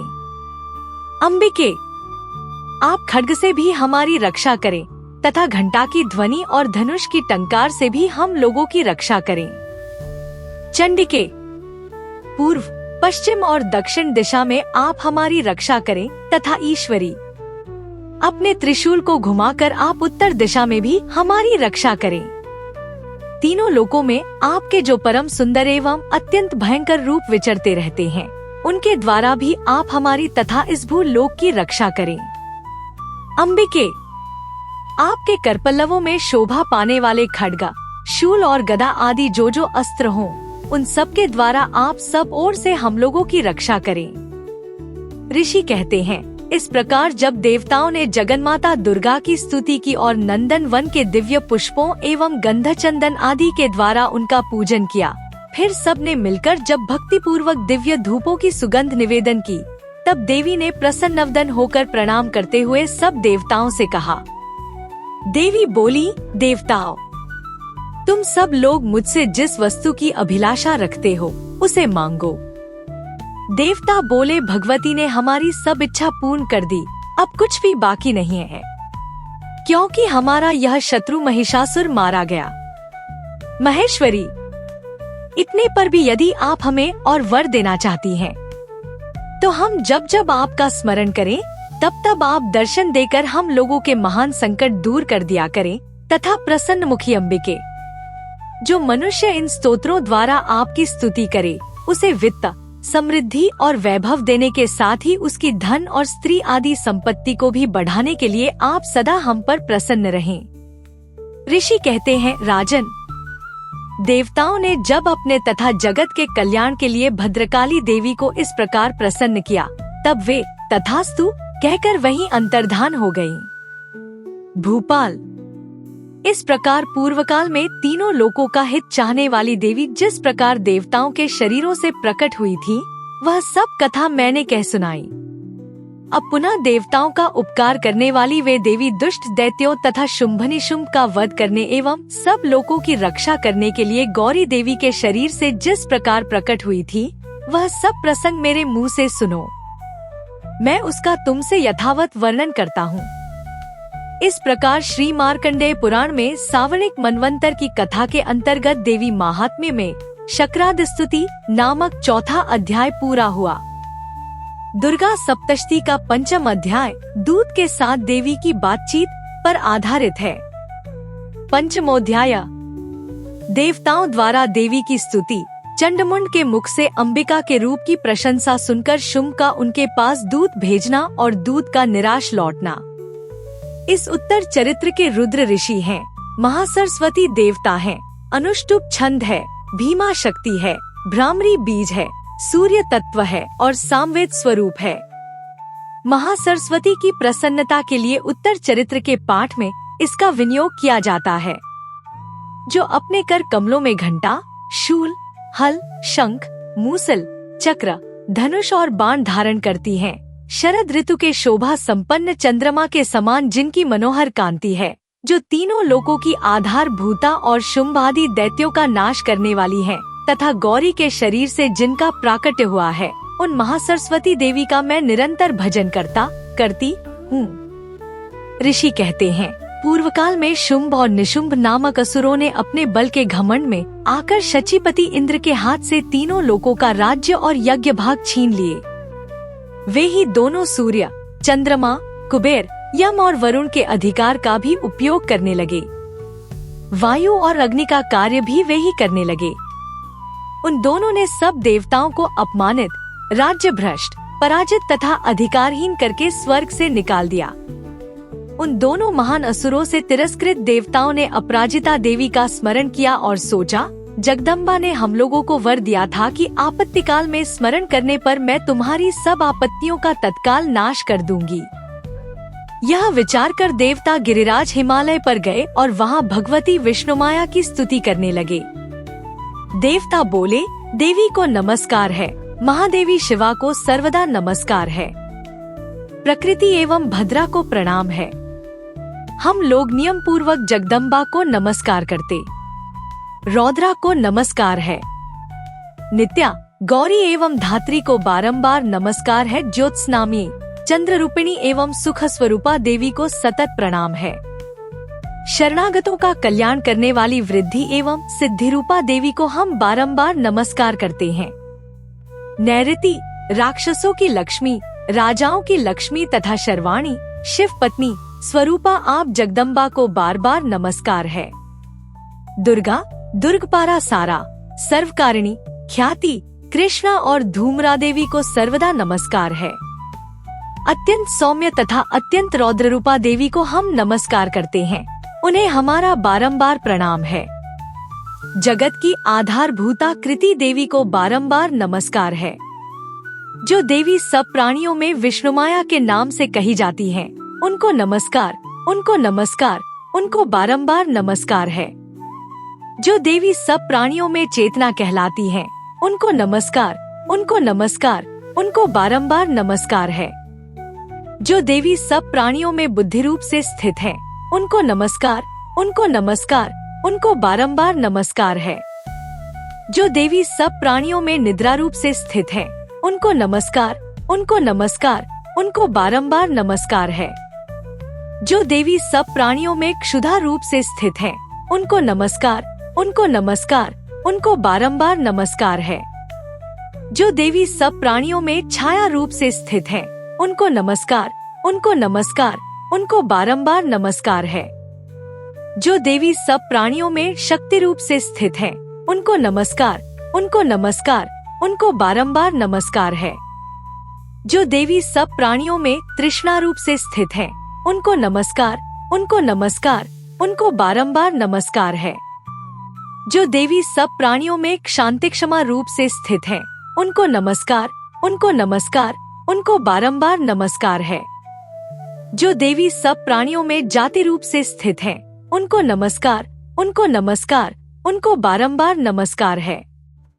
जो देवी सब प्राणियों में लज्जा रूप से स्थित हैं, उनको नमस्कार, उनको नमस्कार, उनको बारंबार नमस्कार है।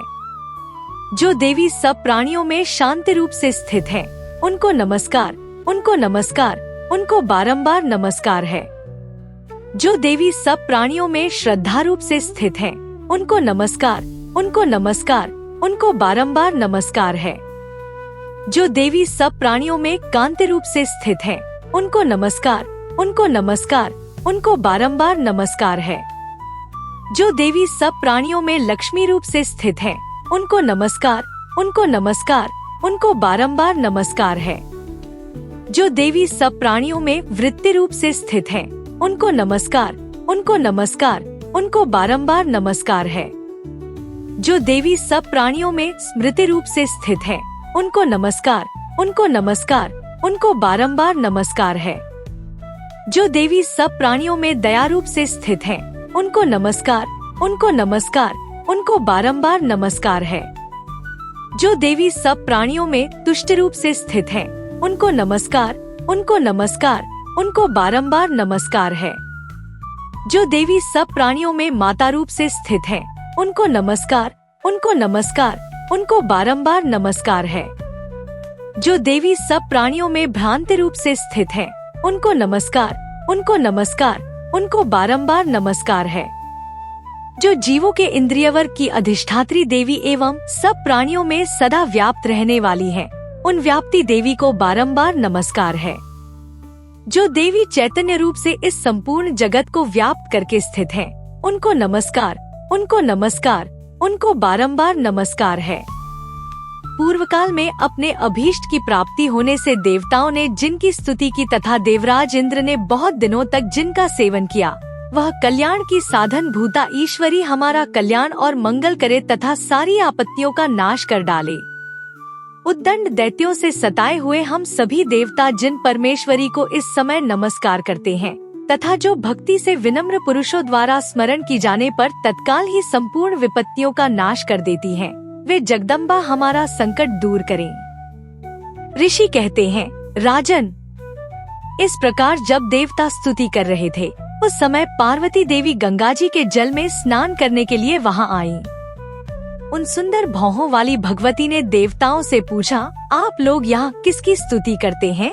तब उन्हीं के शरीर कोश से प्रकट हुई शिवादेवी बोली, शुंभ दैत्य से तिरस्कृत और युद्ध में निशुंभ से पराजित हो यहाँ एकत्रित हुए ये समस्त देवता यह मेरी ही स्तुति कर रहे हैं। पार्वती जी के शरीर कोश से अंबिका का प्रादुर्भाव हुआ था, इसलिए वे समस्त लोकों में कौशिकी कही जाती हैं। कौशिकी के प्रकट होने के बाद पार्वती देवी का शरीर काले रंग का हो गया, अतः वे हिमालय पर रहने वाली कालिका देवी के नाम से विख्यात हुई।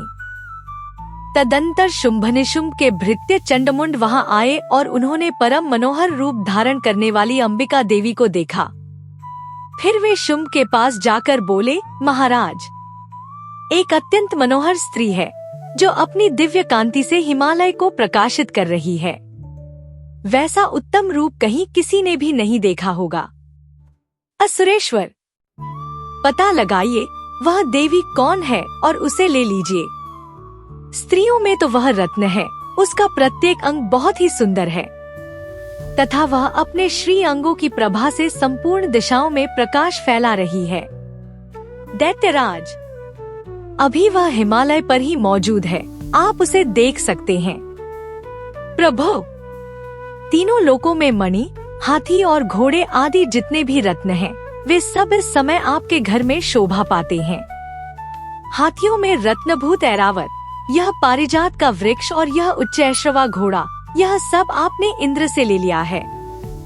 हंसों से जुता हुआ यह विमान भी आपके आंगन में शोभा पाता है।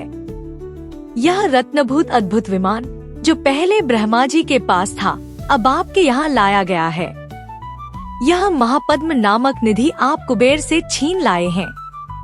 समुद्र ने भी आपको किंजलकिनी नाम की माला भेंट की है जो केसरों से सुशोभित है और जिसके कमल कभी कुम्हलाते नहीं हैं। सुवर्ण की वर्षा करने वाला वरुण का छत्र भी आपके घर में शोभा पाता है तथा यह श्रेष्ठ रथ जो पहले प्रजापति के अधिकार में था, अब आपके पास मौजूद है। दैत्येश्वर, मृत्यु की उत्क्रांतिदा नाम वाली शक्ति भी आपने छीन ली है तथा वरुण का पाश और समुद्र में होने वाले सब प्रकार के रत्न आपके भाई निशुंभ के अधिकार में हैं। अग्नि ने भी स्वतः शुद्ध किए हुए 2 वस्त्र आपकी सेवा में अर्पित किए हैं। दैत्यराज, इस प्रकार सभी रत्न आपने एकत्र कर लिए हैं। फिर जो यह स्त्रियों में रत्न रूप कल्याणमयी देवी है, इसे आप क्यों नहीं अपने अधिकार में कर लेते? ऋषि कहते हैं, चंडमुंड का यह वचन सुनकर शुंभ ने महादैत्य सुग्रीव को दूत बनाकर देवी के पास भेजा और कहा, तुम मेरी आज्ञा से उसके सामने ये बातें कहना और ऐसा उपाय करना जिससे प्रसन्न होकर वह शीघ्र ही यहाँ आ जाए। वह दूत पर्वत के अत्यंत रमणीय प्रदेश में जहाँ देवी मौजूद थी गया और मधुर वाणी में कोमल वचन बोला। दूत बोला, देवी, दैत्यराज शुंभ इस समय तीनों लोकों के परमेश्वर हैं। मैं उन्हीं का भेजा हुआ दूत हूँ और यहाँ तुम्हारे ही पास आया हूँ। उनकी आज्ञा सदा सब देवता एक स्वर से मानते हैं, कोई उसका उल्लंघन नहीं कर सकता। वे संपूर्ण देवताओं को परास्त कर चुके हैं। उन्होंने तुम्हारे लिए जो संदेश दिया है उसे सुनो। संपूर्ण त्रिलोक मेरे अधिकार में है। देवता भी मेरी आज्ञा के अधीन चलते हैं। संपूर्ण यज्ञों के भागों को मैं ही पृथक पृथक भोगता हूँ। तीनों लोकों में जितने श्रेष्ठ रत्न हैं, वे सब मेरे अधिकार में हैं। देवराज इंद्र का वाहन ऐरावत, जो हाथियों में रत्न के समान है, मैंने छीन लिया है। क्षीर सागर का मंथन करने से जो अश्वरत्न उच्चैश्रवा प्रकट हुआ था, उसे देवताओं ने मेरे पैरों पर पड़कर समर्पित किया है। सुंदरी, उनके सिवा और भी जितने रत्नभूत पदार्थ देवताओं, गंधर्वों और नागों के पास थे, वे सब मेरे ही पास आ गए हैं। देवी, हम लोग तुम्हें संसार की स्त्रियों में रत्न मानते हैं, अतः तुम हमारे पास आ जाओ, क्योंकि रत्नों का उपभोग करने वाले हम ही हैं। चंचल कटाक्षों वाली सुंदरी, तुम मेरी या मेरे भाई महापराक्रमी निशुंभ की सेवा में आ जाओ, क्योंकि तुम रत्न स्वरूपा हो। मेरा वरण करने से तुम्हें तुलना रहित महान ऐश्वर्य की प्राप्ति होगी। अपनी बुद्धि से यह विचार कर तुम मेरी पत्नी बन जाओ। ऋषि कहते हैं, दूत के यो कहने पर कल्याणमयी भगवती दुर्गा देवी, जो इस जगत को धारण करती है, मन ही मन गंभीर भाव से मुस्कुराई और इस प्रकार बोली। देवी ने कहा, दूत, तुमने सत्य कहा है, इसमें तनिक भी मिथ्या नहीं है। शुंभ तीनों लोकों का स्वामी है और निशुंभ भी उसी के समान पराक्रमी है। किंतु इस विषय में मैंने जो प्रतिज्ञा कर ली है, उसे मिथ्या कैसे करूं? मैंने अपनी अल्प बुद्धि के कारण पहले से जो प्रतिज्ञा कर रखी है, उसे सुनो।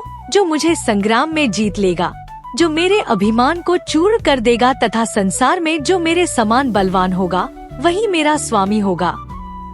इसलिए शुंभ अथवा महादैत्य निशुंभ स्वयं ही यहाँ पधारे और मुझे जीतकर शीघ्र ही मेरा पाणी ग्रहण कर ले। इसमें विलंब की क्या आवश्यकता है? दूत बोला, देवी, तुम घमंड में भरी हो, मेरे सामने ऐसी बातें न करो।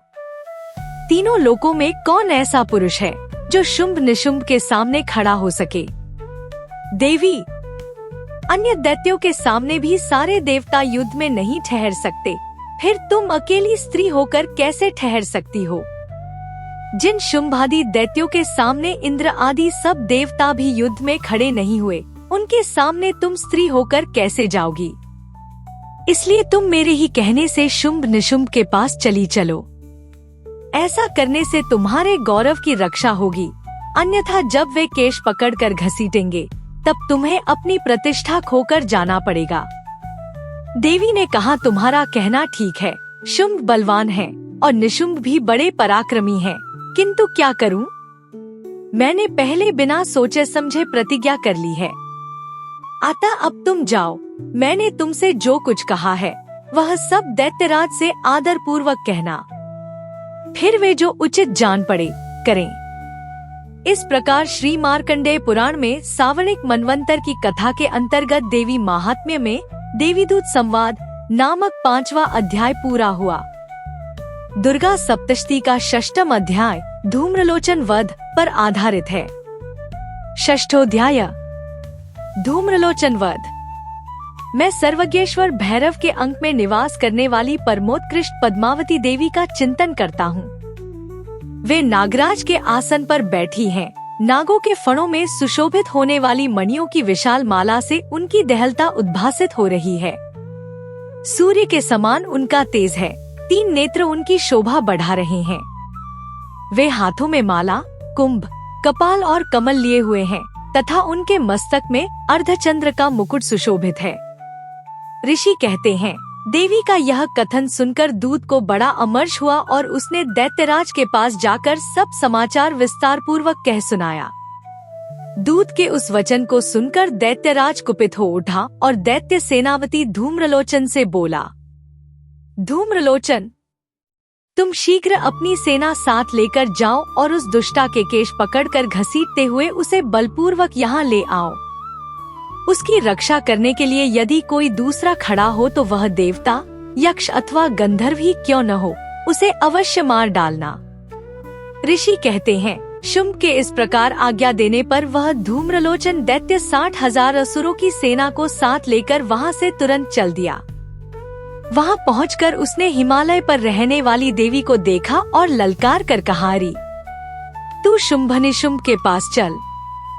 यदि इस समय प्रसन्नता पूर्वक मेरे स्वामी के समीप नहीं चलेगी तो मैं बलपूर्वक झोंटा पकड़कर घसीटते हुए तुझे ले चलूंगा।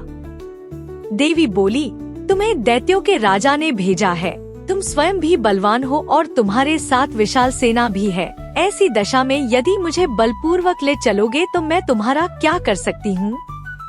ऋषि कहते हैं, देवी के यो कहने पर असुर धूम्रलोचन उनकी ओर दौड़ा। तब अंबिका ने हुन शब्द के उच्चारण मात्र से उसे भस्म कर दिया। फिर तो क्रोध में भरी हुई दैत्यों की विशाल सेना और अंबिका ने एक दूसरे पर तीखे शक्तियों तथा फरसों की वर्षा आरंभ की। इतने में ही देवी का वाहन सिंह क्रोध में भरकर भयंकर गर्जना करके गर्दन के बालों को हिलाता हुआ असुरों की सेना में कूद पड़ा। उसने कुछ दैत्यों को पंजों की मार से, कितनों को अपने जबड़ों से और कितने ही महादैत्यों को पटक कर ओठ की दाढ़ों से घायल करके मार डाला। उस सिंह ने अपने नखों से कितनों के पेट फाड़ डाले और थप्पड़ मारकर कितनों के सिर धड़ से अलग कर दिए। कितनों की भुजाएं और मस्तक काट डाले तथा अपनी गर्दन के बाल हिलाते हुए उसने दूसरे दैत्यों के पेट फाड़कर उनका रक्त चूस लिया। अत्यंत क्रोध में भरे हुए देवी के वाहन उस महाबली सिंह ने क्षण भर में ही असुरों की सारी सेना का संहार कर डाला। शुंभ ने जब सुना कि देवी ने धूम्रलोचन असुर को मार डाला तथा उसके सिंह ने सारी सेना का सफाया कर डाला, तब उस दैत्यराज को बड़ा क्रोध हुआ। उसका ओठ कांपने लगा। उसने चंड और मुंड नामक 2 महादैत्यों को आज्ञा दी, हे चंड और हे मुंड, तुम लोग बहुत बड़ी सेना लेकर वहां जाओ, उस देवी के झोंटे पकड़कर अथवा उसे बांधकर शीघ्र यहाँ ले आओ। यदि इस प्रकार उसको लाने में संदेह हो तो युद्ध में सब प्रकार के अस्त्र शस्त्रों तथा समस्त आसुरी सेना का प्रयोग करके उसकी हत्या कर डालना। उस दुष्टा की हत्या होने तथा सिंह के भी मारे जाने पर उस अंबिका को बांधकर साथ ले शीघ्र ही लौट आना। इस प्रकार श्री मार्कंडेय पुराण में सावर्णिक मनवंतर की कथा के अंतर्गत देवी महात्म्य में धूम्रलोचन वध नामक 6ठा अध्याय पूरा हुआ। दुर्गा सप्तशती का 7वां अध्याय चंड और मुंड का वध पर आधारित है। 7वां चंड और मुंड का वध। मैं मातंगी देवी का ध्यान करता हूँ। वे रत्नमय सिंहासन पर बैठकर पढ़ते हुए तोते का मधुर शब्द सुन रही हैं। उनके शरीर का वर्ण श्याम है। वे अपना एक पैर कमल पर रखे हुए हैं और मस्तक पर अर्धचंद्र धारण करती हैं तथा कहलार पुष्पों की माला धारण किए वीणा बजाती हैं। उनके अंग में कसी हुई चोली शोभा पा रही है। वे लाल रंग की साड़ी पहने हाथ में शंखभय पात्र लिए हुए हैं। उनके वदन पर मधु का हल्का हल्का प्रभाव जान पड़ता है और ललाट में बेंदी शोभा दे रही है। ऋषि कहते हैं, तदंतर शुंभ की आज्ञा पाकर वे चंडमुंड आदि दैत्य चतुरंगिनी सेना के साथ अस्त्र शस्त्रों से सुसज्जित हो चल दिए। फिर गिरिराज हिमालय के सुवर्णमय ऊंचे शिखर पर पहुंचकर उन्होंने सिंह पर बैठी देवी को देखा। वे मंद मंद मुस्कुरा रही थी। उन्हें देखकर दैत्य लोग तत्परता से पकड़ने का उद्योग करने लगे। किसी ने धनुष तान लिया, किसी ने तलवार संभाली और कुछ लोग देवी के पास आकर खड़े हो गए। तब अंबिका ने उन शत्रुओं के प्रति बड़ा क्रोध किया। उस समय क्रोध के कारण उनका मुख काला पड़ गया, ललाट में भौहें टेढ़ी हो गईं और वहाँ से तुरंत विकराल मुखी काली प्रकट हुई जो तलवार और पाश लिए हुए थी। वे विचित्र खटवांग धारण किए और चीते के चर्म की साड़ी पहने नरमुंडों की माला से विभूषित थी। उनके शरीर का मांस सूख गया था, केवल हड्डियों का ढांचा था, जिससे वे अत्यंत भयंकर जान पड़ती थी। उनका मुख बहुत विशाल था, जीभ लपलपाने के कारण वे और भी डरावनी प्रतीत होती थी। उनकी आंखें भीतर को धंसी हुई और कुछ लाल थी। वे अपनी भयंकर गर्जना से संपूर्ण दिशाओं को गुंजा रही थी। बड़े बड़े दैत्यों का वध करती हुई वे कालिका देवी बड़े वेग से दैत्यों की उस सेना पर टूट पड़ी और उन सब को भक्षण करने लगी। वे पार्श्वरक्षकों, अंकुशधारी महावतों, योद्धाओं और घंटा सहित कितने ही हाथियों को एक ही हाथ से पकड़कर मुंह में डाल लेती थी। इसी प्रकार घोड़े, रथ और सारथी के साथ रथी सैनिकों को मुंह में डालकर वे उन्हें बड़े भयानक रूप से चबा डालती थी। किसी के बाल पकड़ लेती, किसी का गला दबा देती, किसी को पैरों से कुचल डालती और किसी को छाती के धक्के से गिराकर मार डालती थी। वे असुरों के छोड़े हुए बड़े बड़े अस्त्र शस्त्र मुंह से पकड़ लेती और रोष में भरकर उनको दांतों से पीस डालती थी। काली ने बलवान एवं दुरात्मा दैत्यों की वह सारी सेना रौंद डाली, खा डाली और कितनों को मार भगाया। कोई तलवार के घाट उतारे गए, कोई खटवांग से पीटे गए और कितने ही असुर दांतों के अग्रभाग से कुचले जाकर मृत्यु को प्राप्त हुए। इस प्रकार देवी ने असुरों की उस सारी सेना को क्षण भर में मार गिराया। यह देख चंड उन अत्यंत भयानक काली देवी की ओर दौड़ा तथा महादैत्य मुंड ने भी अत्यंत भयंकर बाणों की वर्षा से तथा हजारों बार चलाए हुए चक्रों से उन भयानक नेत्रों वाली देवी को आच्छादित कर दिया। वे अनेकों चक्र देवी के मुख में समाते हुए ऐसे जान पड़े मानो सूर्य के बहुतेरे मंडल बादलों के उदर में प्रवेश कर रहे हों। तब भयंकर गर्जना करने वाली काली ने अत्यंत रोष में भरकर विकट अट्टहास किया। उस समय उनके विकराल वदन के भीतर कठिनता से देखे जा सकने वाले दांतों की प्रभा से वे अत्यंत उज्जवल दिखाई देती थी। देवी ने बहुत बड़ी तलवार हाथ में ले हो का उच्चारण करके चंड पर धावा किया और उसके केश पकड़कर उसी तलवार से उसका मस्तक काट डाला। चंड को मारा गया देखकर मुंड भी देवी की ओर दौड़ा। तब देवी ने रोष में भरकर उसे भी तलवार से घायल करके धरती पर सुला दिया। महापराक्रमी चंड और मुंड को मारा गया देख मरने से बची हुई बाकी सेना भय से व्याकुल हो चारों ओर भाग गई। तदंतर काली ने चंड और मुंड का मस्तक हाथ में ले चंडिका के पास जाकर प्रचंड अट्टहास करते हुए कहा, देवी, मैंने चंड और मुंड नामक इन दो महावशुओं को तुम्हें भेंट किया है। अब युद्ध यज्ञ में तुम शुंभ और निशुंभ का स्वयं ही वध करना। ऋषि कहते हैं, वहाँ लाए हुए उन चंडमुंड नामक महादैत्यों को देखकर कल्याणमयी चंडी ने काली से मधुर वाणी में कहा, देवी, तुम चंड और मुंड को लेकर मेरे पास आई हो, इसलिए संसार में चामुंडा के नाम से तुम्हारी ख्याति होगी। इस प्रकार श्री मार्कंडेय पुराण में सावर्णिक मनवंतर की कथा के अंतर्गत देवी महात्म्य में चंडमुंडवध नामक 7वां अध्याय पूरा हुआ। दुर्गा सप्तशती का 8वां अध्याय रक्तबीज वध पर आधारित है। 8वां रक्तबीज वध। मैं अनिमा आदि सिद्धि में किरणों से आवृत भवानी का ध्यान करती हूँ। उनके शरीर का रंग लाल है, नेत्रों में करुणा लहरा रही है तथा हाथों में पाश, अंकुश, बाण और धनुष शोभा पाते हैं। ऋषि कहते हैं, चंड और मुंड नामक दैत्यों के मारे जाने तथा बहुत सी सेना का सहार हो जाने पर दैत्यों के राजा प्रतापी शुंभ के मन में बड़ा क्रोध हुआ और उसने दैत्यों की संपूर्ण सेना को युद्ध के लिए कूच करने की आज्ञा दी। वह बोला, आज उदायुध नाम के 86 दैत्य सेनापति अपनी सेनाओं के साथ युद्ध के लिए प्रस्थान करें। कंबु नाम वाले दैत्यों के 84 सेना नायक अपनी वाहिनी से घिरे हुए यात्रा करें। 50 कोटि वीर्यकुल के और 100 धौम्रकुल के असुर सेनापति मेरी आज्ञा से सेना सहित कूच करें। कालक, दौरहृद, मौर्य और काल के असुर भी युद्ध के लिए तैयार हो मेरी आज्ञा से तुरंत प्रस्थान करें। भयानक शासन करने वाला असुरराज शुंभ इस प्रकार आज्ञा दे सहस्रों बड़ी बड़ी सेनाओं के साथ युद्ध के लिए प्रस्थित हुआ। उसकी अत्यंत भयंकर सेना आती देख चंडिका ने अपने धनुष की टंकार से पृथ्वी और आकाश के बीच का भाग गुंजा दिया। राजन, तदंतर देवी के सिंह ने भी बड़े जोर जोर से दहाड़ना आरंभ किया। फिर अंबिका ने घंटे के शब्द से उस ध्वनि को और भी बढ़ा दिया। धनुष की टंकार, सिंह की दहाड़ और घंटे की ध्वनि से संपूर्ण दिशाएं गूंज उठीं। उस भयंकर शब्द से काली ने अपने विकराल मुख को और भी बढ़ा लिया तथा इस प्रकार वे विजिनी हुई। उस तुमुल नाद को सुनकर दैत्यों की सेनाओं ने चारों ओर से आकर चंडिका देवी, सिंह तथा काली देवी को क्रोधपूर्वक घेर लिया।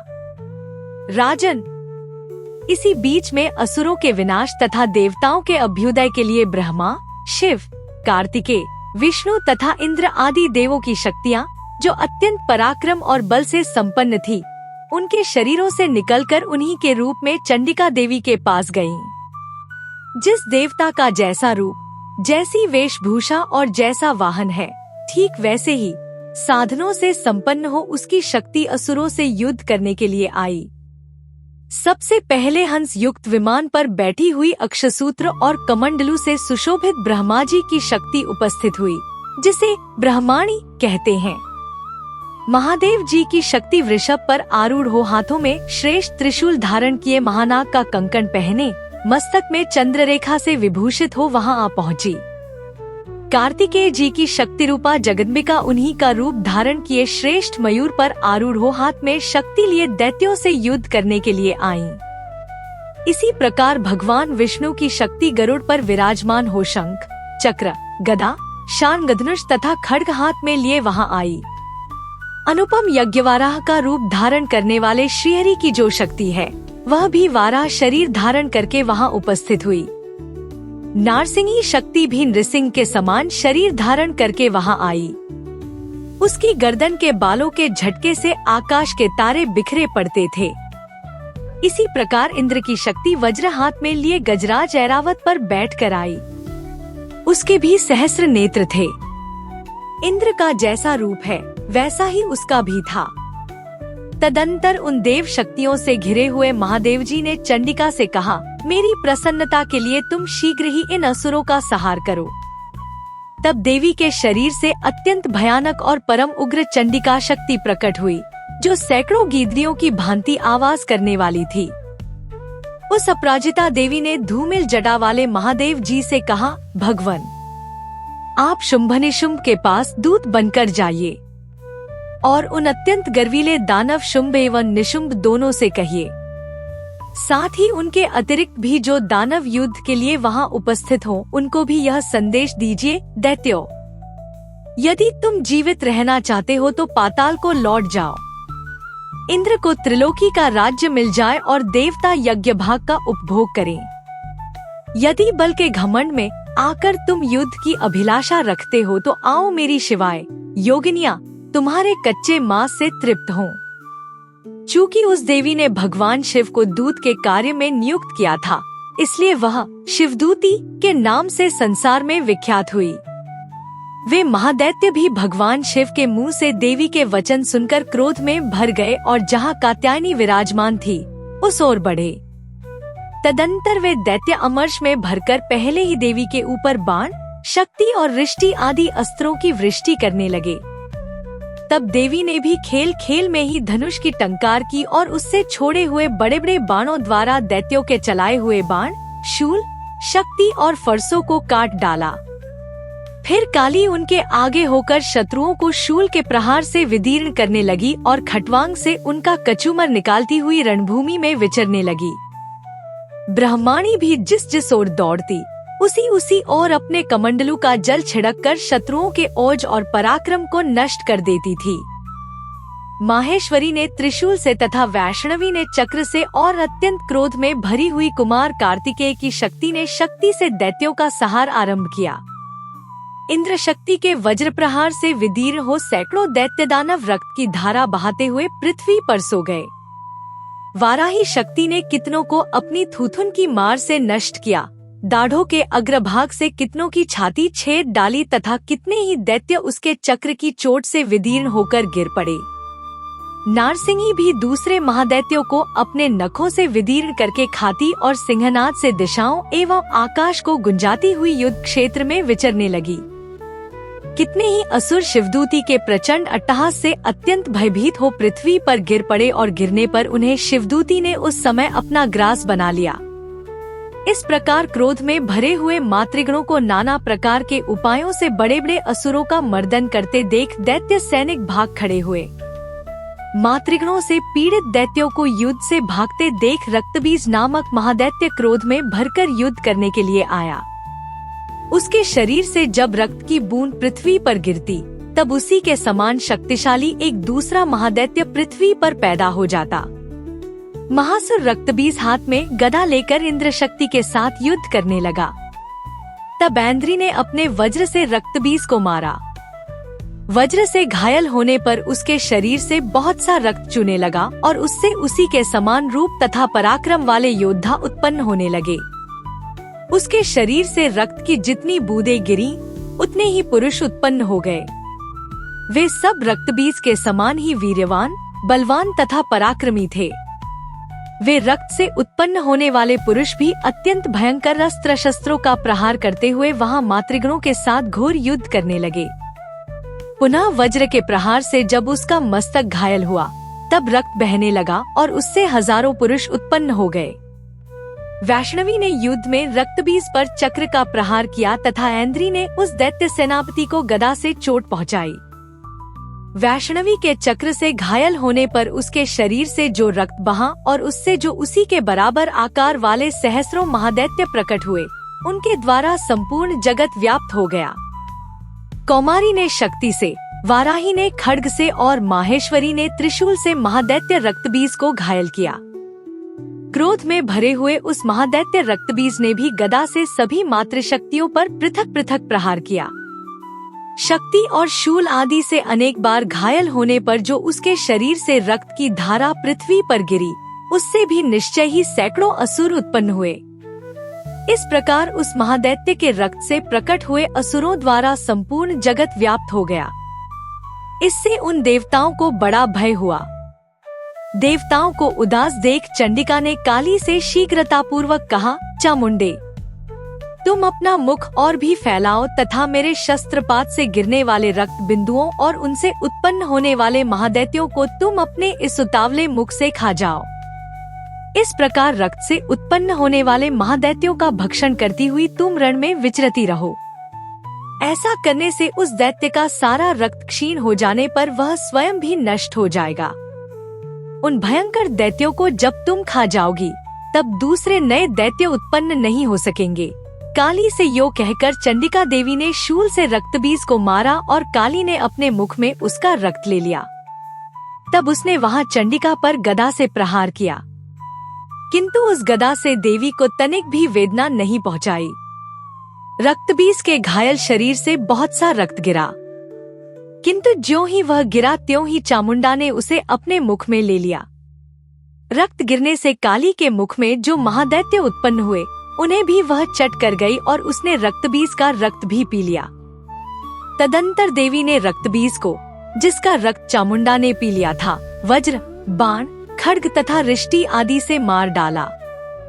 राजन, इस प्रकार शस्त्रों के समुदाय से आहत एवं रक्तहीन हुआ महादैत्य रक्तबीज पृथ्वी पर गिर पड़ा।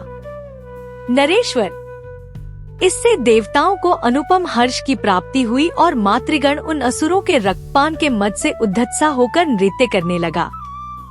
इस प्रकार श्री मार्कंडेय पुराण में सावर्णिक मनवंतर की कथा के अंतर्गत देवी महात्म्य में रक्तबीजवध नामक 8वां अध्याय पूरा हुआ। दुर्गा सप्तशती का 9वां अध्याय निशुंभ वध पर आधारित है। 9वां निशुंभवध। मैं अर्धनारीश्वर के श्री विग्रह की निरंतर शरण लेती हूँ। उसका वर्ण बंदूक पुष्प और सुवर्ण के समान रक्तपीत मिश्रित है। वह अपनी भुजाओं में सुंदर अक्षमाला, पाश, अंकुश और वरद मुद्रा धारण करता है। अर्धचंद्र उसका आभूषण है तथा वह 3 नेत्रों से सुशोभित है। राजा ने कहा, भगवन, आपने रक्तबीज के वध से संबंध रखने वाला देवी चरित्र का यह अद्भुत महात्म्य मुझे बतलाया। अब रक्तबीज के मारे जाने पर अत्यंत क्रोध में भरे हुए शुंभ और निशुंभ ने जो कर्म किया उसे मैं सुनना चाहता हूँ। ऋषि कहते हैं, राजन, युद्ध में रक्तबीज तथा अन्य दैत्यों के मारे जाने पर शुंभ और निशुंभ के क्रोध की सीमा न रही। अपनी विशाल सेना इस प्रकार मारी जाती देख निशुंभ हर्ष में भरकर देवी की ओर दौड़ा। उसके साथ असुरों की प्रधान सेना थी। उसके आगे पीछे तथा पार्श्व भाग में बड़े बड़े असुर थे, जो क्रोध से ओट चबाते हुए देवी को मार डालने के लिए आए। महापराक्रमी शुंभ भी अपनी सेना के साथ मातृगणों से युद्ध करके क्रोधवश चंडिका को मारने के लिए आ पहुंचा। तब देवी के साथ शुंभ और निशुंभ का घोर संग्राम छिड़ गया। वे दोनों दैत्य मेघों की भांति बाणों की भयंकर वृष्टि कर रहे थे। उन दोनों के चलाए हुए बाणों को चंडिका ने अपने बाणों के समूह से तुरंत काट डाला और शस्त्र समूहों की वर्षा करके उन दोनों दैत्यपतियों के अंगों में भी चोट पहुंचाई। निशुंभ ने तीखी तलवार और चमकती हुई ढाल लेकर देवी के श्रेष्ठ वाहन सिंह के मस्तक पर प्रहार किया। अपने वाहन को चोट पहुंचने पर देवी ने क्षुरप्र नामक बाण से निशुंभ की श्रेष्ठ तलवार तुरंत ही काट डाली और उसकी ढाल को भी, जिसमें 8 चांद जड़े थे, खंड खंड कर दिया। ढाल और तलवार के कट जाने पर उस असुर ने शक्ति चलाई, किंतु सामने आने पर देवी ने चक्र से उसके भी 2 टुकड़े कर दिए। अब तो निशुंभ क्रोध से जल उठा और उस दानव ने देवी को मारने के लिए शूल उठाया, किंतु देवी ने समीप आने पर उसे भी मुक्के से मारकर चूर्ण कर दिया। तब उसने गदा घुमाकर चंडी के ऊपर चलाई, परंतु वह भी देवी के त्रिशूल से कटकर भस्म हो गई। तदंतर दैत्यराज निशुंभ को फरसा हाथ में लेकर आते देख देवी ने बाण समूहों से घायल कर धरती पर सुला दिया। उस भयंकर पराक्रमी भाई निशुंभ के धराशायी हो जाने पर शुंभ को बड़ा क्रोध हुआ और अंबिका का वध करने के लिए वह आगे बढ़ा। रथ पर बैठे बैठे ही उत्तम आयुधों से सुशोभित अपनी बड़ी बड़ी 8 अनुपम भुजाओं से समूचे आकाश को ढककर वह अद्भुत शोभा पाने लगा। उसे आते देख देवी ने शंख बजाया और धनुष की प्रत्यंचा का भी अत्यंत दुस्सह शब्द किया। साथ ही अपने घंटे के शब्द से, जो समस्त दैत्य सैनिकों का तेज नष्ट करने वाला था, संपूर्ण दिशाओं को व्याप्त कर दिया। तदंतर सिंह ने भी अपनी दहाड़ से, जिसे सुनकर बड़े बड़े गजराजों का महान मद दूर हो जाता था, आकाश, पृथ्वी और 10 दिशाओं को गुंजा दिया। फिर काली ने आकाश में उछलकर अपने दोनों हाथों से पृथ्वी पर आघात किया। उससे ऐसा भयंकर शब्द हुआ जिससे पहले के सभी शब्द शांत हो गए। तत्पश्चात शिवदूती ने दैत्यों के लिए अमंगलजनक अट्टहास किया। इन शब्दों को सुनकर समस्त असुर थर्रा उठे, किंतु शुंभ को बड़ा क्रोध हुआ। उस समय देवी ने जब शुंभ को लक्ष्य करके कहा, ओ दुरात्मन, खड़ा रह, खड़ा रह। तभी आकाश में खड़े हुए देवता बोल उठे, जय हो, जय हो। शुंभ ने वहां आकर ज्वालाओं से युक्त अत्यंत भयानक शक्ति चलाई। अग्निमय पर्वत के समान आती हुई उस शक्ति को देवी ने बड़े भारी लूके से दूर हटा दिया। उस समय शुंभ के सिंहनाद से तीनों लोग गूंज उठे। राजन, उसकी प्रतिध्वनि से वज्रपात के समान भयानक शब्द हुआ, जिसने अन्य सब शब्दों को जीत लिया। शुंभ के चलाए हुए बाणों के देवी ने और देवी के चलाए हुए बाणों के शुंभ ने अपने भयंकर बाणों द्वारा सैकड़ों और हजारों टुकड़े कर दिए।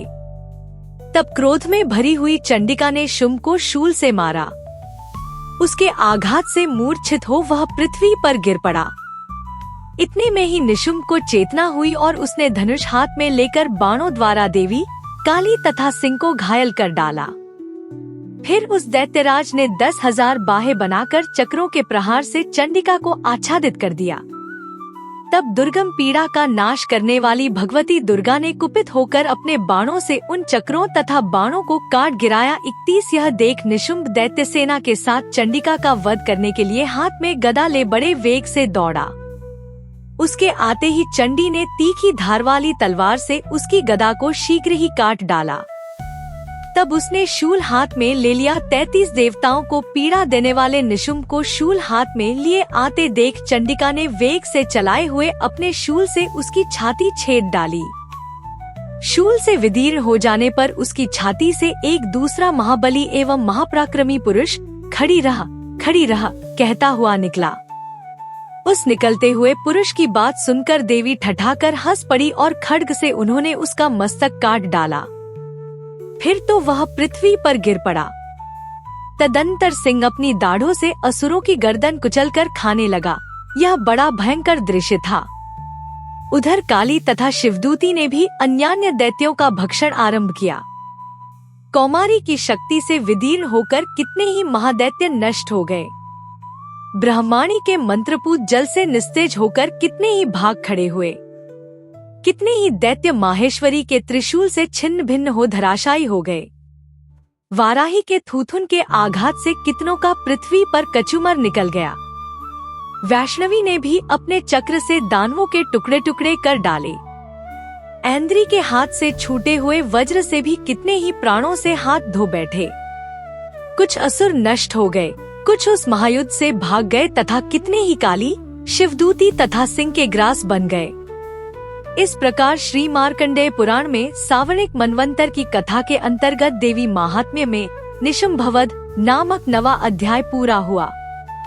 दुर्गा सप्तशती का 10वां अध्याय शुंभ वध पर आधारित है। 10वां शुंभवध। मैं मस्तक पर अर्धचंद्र धारण करने वाली शिवशक्ति स्वरूपा भगवती कामेश्वरी का हृदय में चिंतन करता हूँ। वे तपाए हुए सुवर्ण के समान सुंदर हैं। सूर्य, चंद्रमा और अग्नि, यही 3 उनके नेत्र हैं तथा वे अपने मनोहर हाथों में धनुष-बाण, अंकुश, पाश और शूल धारण किए हुए हैं। ऋषि कहते हैं, राजन, अपने प्राणों के समान प्यारे भाई निशुंभ को मारा गया देख तथा सारी सेना का सहार होता जान शुंभ ने कुपित होकर कहा, दुष्ट दुर्गे, तू बल के अभिमान में आकर झूठ मूठ का घमंड न दिखा। तू बड़ी मानिनी बनी हुई है, किंतु दूसरी स्त्रियों के बल का सहारा लेकर लड़ती है। देवी बोली, ओ दुष्ट, मैं अकेली ही हूँ। इस संसार में मेरे सिवा दूसरी कौन है? देख, ये मेरी ही विभूतियाँ हैं, आता मुझ में ही प्रवेश कर रही हैं। तदंतर ब्रह्माणी आदि समस्त देवियाँ अंबिका देवी के शरीर में लीन हो गईं। उस समय केवल अंबिका देवी ही रह गई। देवी बोली, मैं अपनी ऐश्वर्य शक्ति से अनेक रूपों में यहाँ उपस्थित हुई थी। उन सब रूपों को मैंने समेट लिया। अब अकेली ही युद्ध में खड़ी हूँ। तुम भी स्थिर हो जाओ। 8 ऋषि कहते हैं, तदंतर देवी और शुंभ दोनों में सब देवताओं तथा दानवों के देखते देखते भयंकर युद्ध छिड़ गया। बाणों की वर्षा तथा तीखे शस्त्रों एवं दारुण अस्त्रों के प्रहार के कारण उन दोनों का युद्ध सब लोगों के लिए बड़ा भयानक प्रतीत हुआ। उस समय अंबिका देवी ने जो सैकड़ों दिव्य अस्त्र छोड़े, उन्हें दैत्यराज शुंभ ने उनके निवारक अस्त्रों द्वारा काट डाला। 12 इसी प्रकार शुंभ ने भी जो दिव्य अस्त्र चलाए, उन्हें परमेश्वरी ने भयंकर हुंकार शब्द के उच्चारण आदि द्वारा खिलवाड़ में ही नष्ट कर डाला। तब उस असुर ने सैकड़ों बाणों से देवी को आच्छादित कर दिया। यह देख क्रोध में भरी हुई उन देवी ने भी बाण मारकर उसका धनुष काट डाला। धनुष कट जाने पर फिर दैत्यराज ने शक्ति हाथ में ली, किंतु देवी ने चक्र से उसके हाथ की शक्ति को भी काट गिराया। तत्पश्चात दैत्यों के स्वामी शुंभ ने 100 चांद वाली चमकती हुई ढाल और तलवार हाथ में ले उस समय देवी पर धावा किया। उसके आते ही चंडिका ने अपने धनुष से छोड़े हुए तीखे बाणों द्वारा उसकी सूर्य किरणों के समान उज्जवल ढाल और तलवार को तुरंत काट दिया। फिर उस दैत्य के घोड़े और सारथी मारे गए। धनुष तो पहले ही कट चुका था, अब उसने अंबिका को मारने के लिए उद्यत हो भयंकर मुदगर हाथ में लिया। उसे आते देख देवी ने अपने तीक्ष्ण बाणों से उसका मुदगर भी काट डाला। इस पर भी वह असुर मुक्का तानकर बड़े वेग से देवी की ओर झपटा। उस दैत्यराज ने देवी की छाती में मुक्का मारा, तब उन देवी ने भी उसकी छाती में एक चांटा जड़ दिया। देवी का थप्पड़ खाकर दैत्यराज शुंभ पृथ्वी पर गिर पड़ा, किंतु पुनः सहसा पूर्ववत उठकर खड़ा हो गया। फिर वह उछला और देवी को ऊपर ले जाकर आकाश में खड़ा हो गया। तब चंडिका आकाश में भी बिना किसी आधार के ही शुंभ के साथ युद्ध करने लगी। उस समय दैत्य और चंडिका आकाश में एक दूसरे से लड़ने लगे। उनका वह युद्ध पहले सिद्ध और मुनियों को विस्मय में डालने वाला हुआ। फिर अंबिका ने शुंभ के साथ बहुत देर तक युद्ध करने के पश्चात उसे उठाकर घुमाया और पृथ्वी पर पटक दिया। पटके जाने पर पृथ्वी पर आने के बाद वह दुष्टात्मा दैत्य पुनः चंडिका का वध करने के लिए उनकी ओर बड़े वेग से दौड़ा। तब समस्त दैत्यों के राजा शुंभ को अपनी ओर आते देख देवी ने त्रिशूल से उसकी छाती छेदकर उसे पृथ्वी पर गिरा दिया। देवी के शूल की धार से घायल होने पर उसके प्राण पखेरु उड़ गए और वह समुद्रों, द्वीपों तथा पर्वतों सहित समूची पृथ्वी को कपाता हुआ भूमि पर गिर पड़ा। तदंतर उस दुरात्मा के मारे जाने पर संपूर्ण जगत प्रसन्न एवं पूर्ण स्वस्थ हो गया तथा आकाश स्वच्छ दिखाई देने लगा। पहले जो उत्पात सूचक मेघ और उल्कापात होते थे वे सब शांत हो गए तथा उस दैत्य के मारे जाने पर नदियां भी ठीक मार्ग से बहने लगी। उस समय शुंभ की मृत्यु के बाद संपूर्ण देवताओं का हृदय हर्ष से भर गया और गंधर्व गण मधुर गीत गाने लगे। दूसरे गंधर्व बाजे बजाने लगे और अप्सराएं नाचने लगी। पवित्र वायु बहने लगी। सूर्य की प्रभा उत्तम हो गई। अग्निशाला की बुझी हुई आग अपने आप प्रज्वलित हो उठी तथा संपूर्ण दिशाओं के भयंकर शब्द शांत हो गए। इस प्रकार श्री मार्कंडेय पुराण में सावर्णिक मनवंतर की कथा के अंतर्गत देवी महात्म्य में शुंभवध नामक 10वां अध्याय पूरा हुआ। दुर्गा सप्तशती का 11वां अध्याय नारायणी की स्तुति पर आधारित है।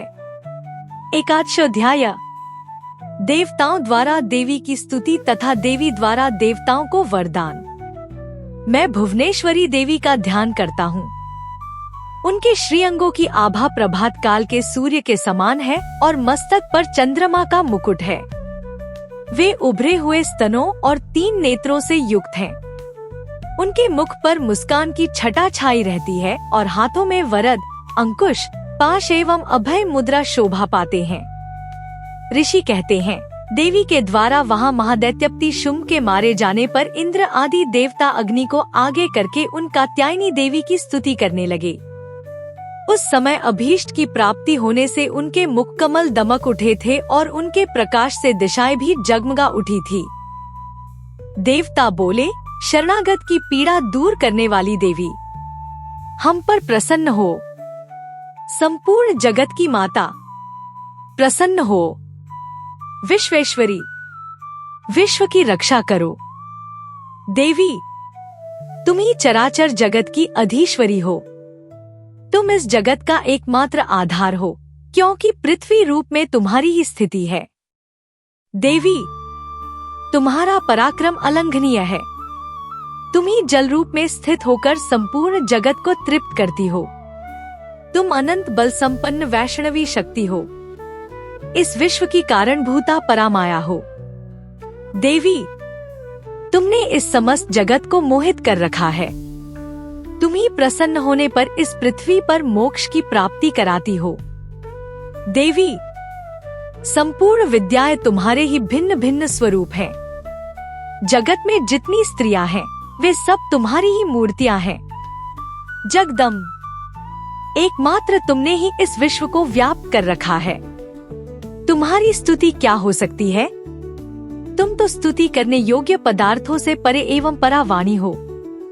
जब तुम सर्वस्वरूपा देवी स्वर्ग तथा मोक्ष प्रदान करने वाली हो, तब इसी रूप में तुम्हारी स्तुति हो गई। तुम्हारी स्तुति के लिए इससे अच्छी उक्तियाँ और क्या हो सकती हैं? बुद्धि रूप से सब लोगों के हृदय में विराजमान रहने वाली तथा स्वर्ग एवं मोक्ष प्रदान करने वाली नारायणी देवी, तुम्हें नमस्कार है। कला, काष्ठा आदि के रूप से क्रमशः परिणाम, अवस्था परिवर्तन की ओर ले जाने वाली तथा विश्व का उपसंहार करने में समर्थ नारायणी, तुम्हें नमस्कार है। नारायणी, तुम सब प्रकार का मंगल प्रदान करने वाली मंगलमयी हो। कल्याणदायिनी शिवा हो। सब पुरुषार्थों को सिद्ध करने वाली शरणागत वत्सला, 3 नेत्रों वाली एवं गौरी हो। तुम्हें नमस्कार है। तुम सृष्टि, पालन और सहार की शक्तिभूता सनातनी देवी, गुणों का आधार तथा सर्वगुणमयी हो। नारायणी, तुम्हें नमस्कार है। शरण में आए हुए दीनों एवं पीड़ितों की रक्षा में संलग्न रहने वाली तथा सबकी पीड़ा दूर करने वाली नारायणी देवी, तुम्हें नमस्कार है। नारायणी, तुम ब्रह्माणी का रूप धारण करके हंसों से जुते हुए विमान पर बैठती तथा कुश मिश्रित जल छिड़कती रहती हो, तुम्हें नमस्कार है। माहेश्वरी रूप से त्रिशूल, चंद्रमा एवं सर्प को धारण करने वाली तथा महान वृषभ की पीठ पर बैठने वाली नारायणी देवी, तुम्हें नमस्कार है। मोरों और मुर्गे से घिरी रहने वाली तथा महाशक्ति धारण करने वाली कौमारी रूपधारिणी निष्पापे नारायणी, तुम्हें नमस्कार है। शंख, चक्र, गदा और शांगधनुष रूप उत्तम आयुधों को धारण करने वाली वैष्णवी शक्ति रूपा नारायणी, तुम प्रसन्न हो, तुम्हें नमस्कार है। हाथ में भयानक महाचक्र लिए और दाढ़ों पर धरती को उठाए वाराही रूपधारिणी कल्याणमयी नारायणी, तुम्हें नमस्कार है। भयंकर नृसिंह रूप से दैत्यों के वध के लिए उद्योग करने वाली तथा त्रिभुवन की रक्षा में संलग्न रहने वाली नारायणी, तुम्हें नमस्कार है। मस्तक पर किरीट और हाथ में महावज्र धारण करने वाली, सहस्र नेत्रों के कारण उद्दीप्त दिखाई देने वाली और वृत्रासुर के प्राणों का अपहरण करने वाली इंद्रशक्ति रूपा नारायणी देवी, तुम्हें नमस्कार है।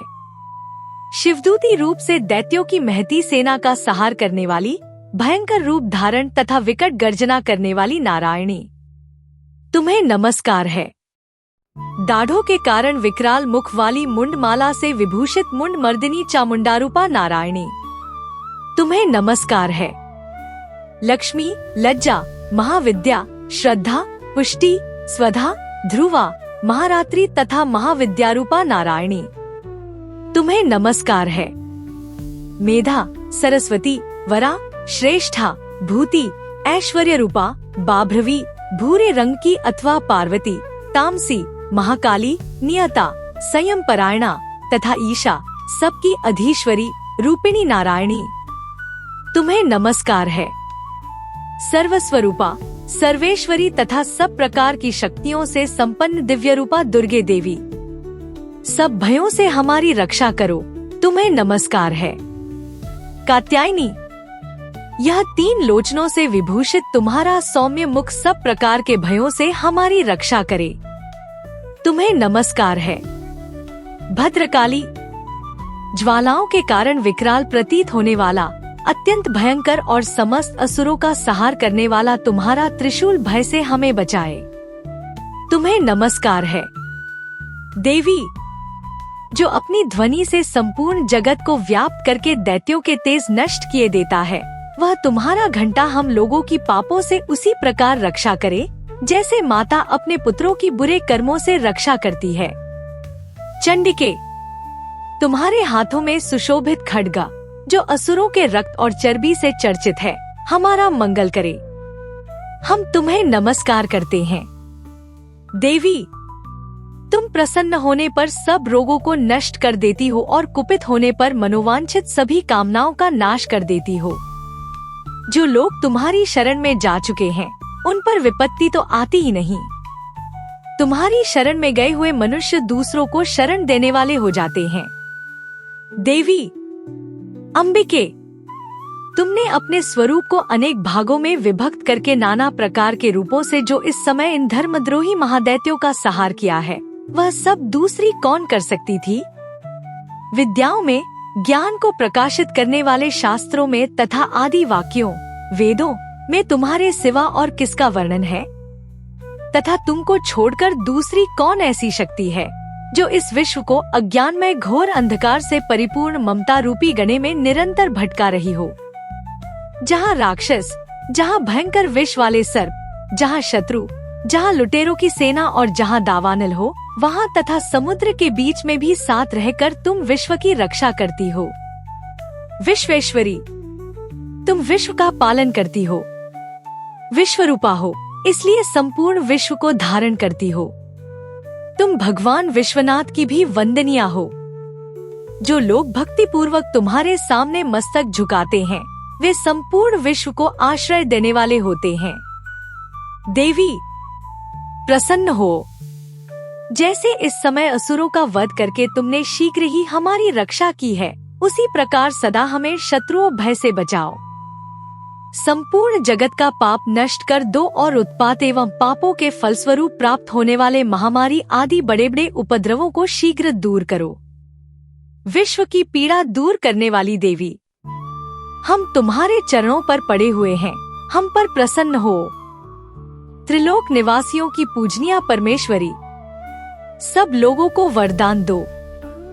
देवी बोली, देवताओं, मैं वर देने को तैयार हूँ। तुम्हारे मन में जिसकी इच्छा हो वह वर मांग लो।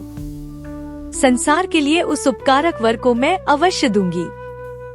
देवता बोले, सर्वेश्वरी, तुम इसी प्रकार तीनों लोकों की समस्त बाधाओं को शांत करो और हमारे शत्रुओं का नाश करती रहो। देवी बोली, देवताओं, वैवस्वत मनवंतर के 28वें युग में शुंभ और निशुंभ नाम के 2 अन्य महादैत्य उत्पन्न होंगे। तब मैं नंदगोप के घर में उनकी पत्नी यशोदा के गर्भ से अवतीर्ण हो विंध्याचल में जाकर रहूंगी और उक्त दोनों असुरों का नाश करूंगी। फिर अत्यंत भयंकर रूप से पृथ्वी पर अवतार ले मैं वैप्रचित्त नाम वाले दानवों का वध करूंगी। उन भयंकर महादैत्यों को भक्षण करते समय मेरे दांत अनार के फूल की भांति लाल हो जाएंगे। तब स्वर्ग में देवता और मर्त्यलोक में मनुष्य सदा मेरी स्तुति करते हुए मुझे रक्तदंतिका कहेंगे। फिर जब पृथ्वी पर 100 वर्षों के लिए वर्षा रुक जाएगी और पानी का अभाव हो जाएगा, उस समय मुनियों के स्तुति करने पर मैं पृथ्वी पर अयोनिजा रूप में प्रकट होंगी और 100 नेत्रों से मुनियों को देखूंगी। अतः मनुष्य शताक्षी इस नाम से मेरा कीर्तन करेंगे।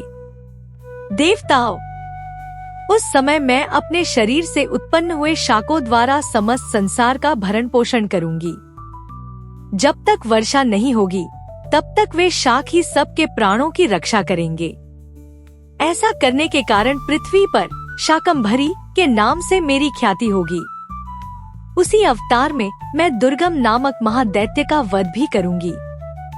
इससे मेरा नाम दुर्गा देवी के रूप से प्रसिद्ध होगा। फिर मैं जब भीम रूप धारण करके मुनियों की रक्षा के लिए हिमालय पर रहने वाले राक्षसों का भक्षण करूंगी, उस समय सब मुनि भक्ति से नतमस्तक होकर मेरी स्तुति करेंगे। तब मेरा नाम भीमा देवी के रूप में विख्यात होगा। जब अरुण नामक दैत्य तीनों लोकों में भारी उपद्रव मचाएगा, तब मैं तीनों लोकों का हित करने के लिए 6 पैरों वाले असंख्य भ्रमरों का रूप धारण करके उस महादैत्य का वध करूंगी। उस समय सब लोग भ्रामरी के नाम से चारों ओर मेरी स्तुति करेंगे। इस प्रकार जब जब संसार में दानवी बाधा उपस्थित होगी, तब तब अवतार लेकर मैं शत्रुओं का संहार करूंगी। इस प्रकार श्री मार्कंडेय पुराण में सावर्णिक मनवंतर की कथा के अंतर्गत देवी महात्म्य में देवी स्तुति नामक 11वां अध्याय पूरा हुआ। दुर्गा सप्तशती का 12 अध्याय गुणों का स्तुति पर आधारित है। 12वां देवी चरित्रों के पाठ का महात्म्य। मैं 3 नेत्रों वाली दुर्गा देवी का ध्यान करता हूँ। उनके श्री अंगों की प्रभा बिजली के समान है। वे सिंह के कंधे पर बैठी हुई भयंकर प्रतीत होती हैं। हाथों में तलवार और ढाल लिए अनेक कन्याएं उनकी सेवा में खड़ी हैं। वे अपने हाथों में चक्र, गदा, तलवार, ढाल, बाण, धनुष, पाश और तर्जनी मुद्रा धारण किए हुए हैं। उनका स्वरूप अग्निमय है तथा वे माथे पर चंद्रमा का मुकुट धारण करती हैं। देवी बोली, देवताओं, जो एकाग्रचित्त होकर प्रतिदिन इन स्तुतियों से मेरा स्तुति करेगा, उसकी सारी बाधा मैं निश्चय ही दूर कर दूंगी। जो मधुकैटभ का नाश, महिषासुर का वध तथा शुंभ निशुंभ के संहार के प्रसंग का पाठ करेंगे तथा अष्टमी, चतुर्दशी और नवमी को भी जो एकाग्रचित्त हो भक्ति पूर्वक मेरे उत्तम महात्म्य का श्रवण करेंगे, उन्हें कोई पाप नहीं छू सकेगा। उन पर पाप जनित आपत्तियां भी नहीं आएंगी। उनके घर में कभी दरिद्रता नहीं होगी तथा उनको कभी प्रेमी जनों के विछोह का कष्ट भी नहीं भोगना पड़ेगा। इतना ही नहीं, उन्हें शत्रु से, लुटेरों से, राजा से, शस्त्र से, अग्नि से तथा जल की राशि से भी कभी भय नहीं होगा। इसलिए सबको एकाग्रचित्त होकर भक्ति पूर्वक मेरे इस महात्म्य को सदा पढ़ना और सुनना चाहिए। यह परम कल्याणकारक है। मेरा महात्म्य महामारी जनित समस्त उपद्रवों तथा आध्यात्मिक आदि तीनों प्रकार के उत्पातों को शांत करने वाला है। मेरे जिस मंदिर में प्रतिदिन विधि पूर्वक मेरे इस महात्म्य का पाठ किया जाता है, उस स्थान को मैं कभी नहीं छोड़ती। वहाँ सदा ही मेरा सन्निधान बना रहता है। बलिदान, पूजा, होम तथा महोत्सव के अवसरों पर मेरे इस चरित्र का पूरा पाठ और श्रवण करना चाहिए। ऐसा करने पर मनुष्य विधि को जानकर या बिना जाने भी मेरे लिए जो बलि, पूजा या होम आदि करेगा, उसे मैं बड़ी प्रसन्नता के साथ ग्रहण करूंगी। शरतकाल में जो वार्षिक महापूजा की जाती है, उस अवसर पर जो मेरे इस महात्म्य को भक्ति पूर्वक सुनेगा, वह मनुष्य मेरे प्रसाद से सब बाधाओं से मुक्त तथा धन, धान्य एवं पुत्र से संपन्न होगा, इसमें तनिक भी संदेह नहीं है। मेरे इस महात्म्य, मेरे प्रादुर्भाव की सुंदर कथाएं तथा युद्ध में किए हुए मेरे पराक्रम सुनने से मनुष्य निर्भय हो जाता है। मेरे महात्म्य का श्रवण करने वाले पुरुषों के शत्रु नष्ट हो जाते हैं, उन्हें कल्याण की प्राप्ति होती तथा उनका कुल आनंदित रहता है। सर्वत्र शांति कर्म में बुरे स्वप्न दिखाई देने पर तथा ग्रह जनित भयंकर पीड़ा उपस्थित होने पर मेरा महात्म्य श्रवण करना चाहिए। इससे सब विघ्न तथा भयंकर ग्रह पीड़ाएं शांत हो जाती हैं और मनुष्यों द्वारा देखा हुआ दुःस्वप्न शुभ स्वप्न में परिवर्तित हो जाता है। बाल ग्रहों से आक्रांत हुए बालकों के लिए यह महात्म्य शांति कारक है तथा मनुष्यों के संगठन में फूट होने पर यह अच्छी प्रकार मित्रता कराने वाला होता है। यह महात्म्य समस्त दुराचारियों के बल का नाश कराने वाला है। इसके पाठ मात्र से राक्षसों, भूतों और पिशाचों का नाश हो जाता है। मेरा यह सब महात्म्य मेरे सामीप्य की प्राप्ति कराने वाला है। पशु, पुष्प, अर्घ्य, धूप, दीप, गंध आदि उत्तम सामग्रियों द्वारा पूजन करने से, ब्राह्मणों को भोजन कराने से, होम करने से, प्रतिदिन अभिषेक करने से, नाना प्रकार के अन्य भोगों का अर्पण करने से तथा दान देने आदि से 1 वर्ष तक जो मेरी आराधना की जाती है और उससे मुझे जितनी प्रसन्नता होती है, उतनी प्रसन्नता मेरे इस उत्तम चरित्र का एक बार श्रवण करने मात्र से हो जाती है। यह महात्म्य श्रवण करने पर पापों को हर लेता और आरोग्य प्रदान करता है।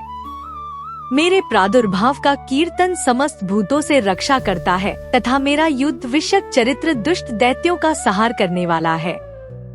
इसके श्रवण करने पर मनुष्यों को शत्रु का भय नहीं रहता।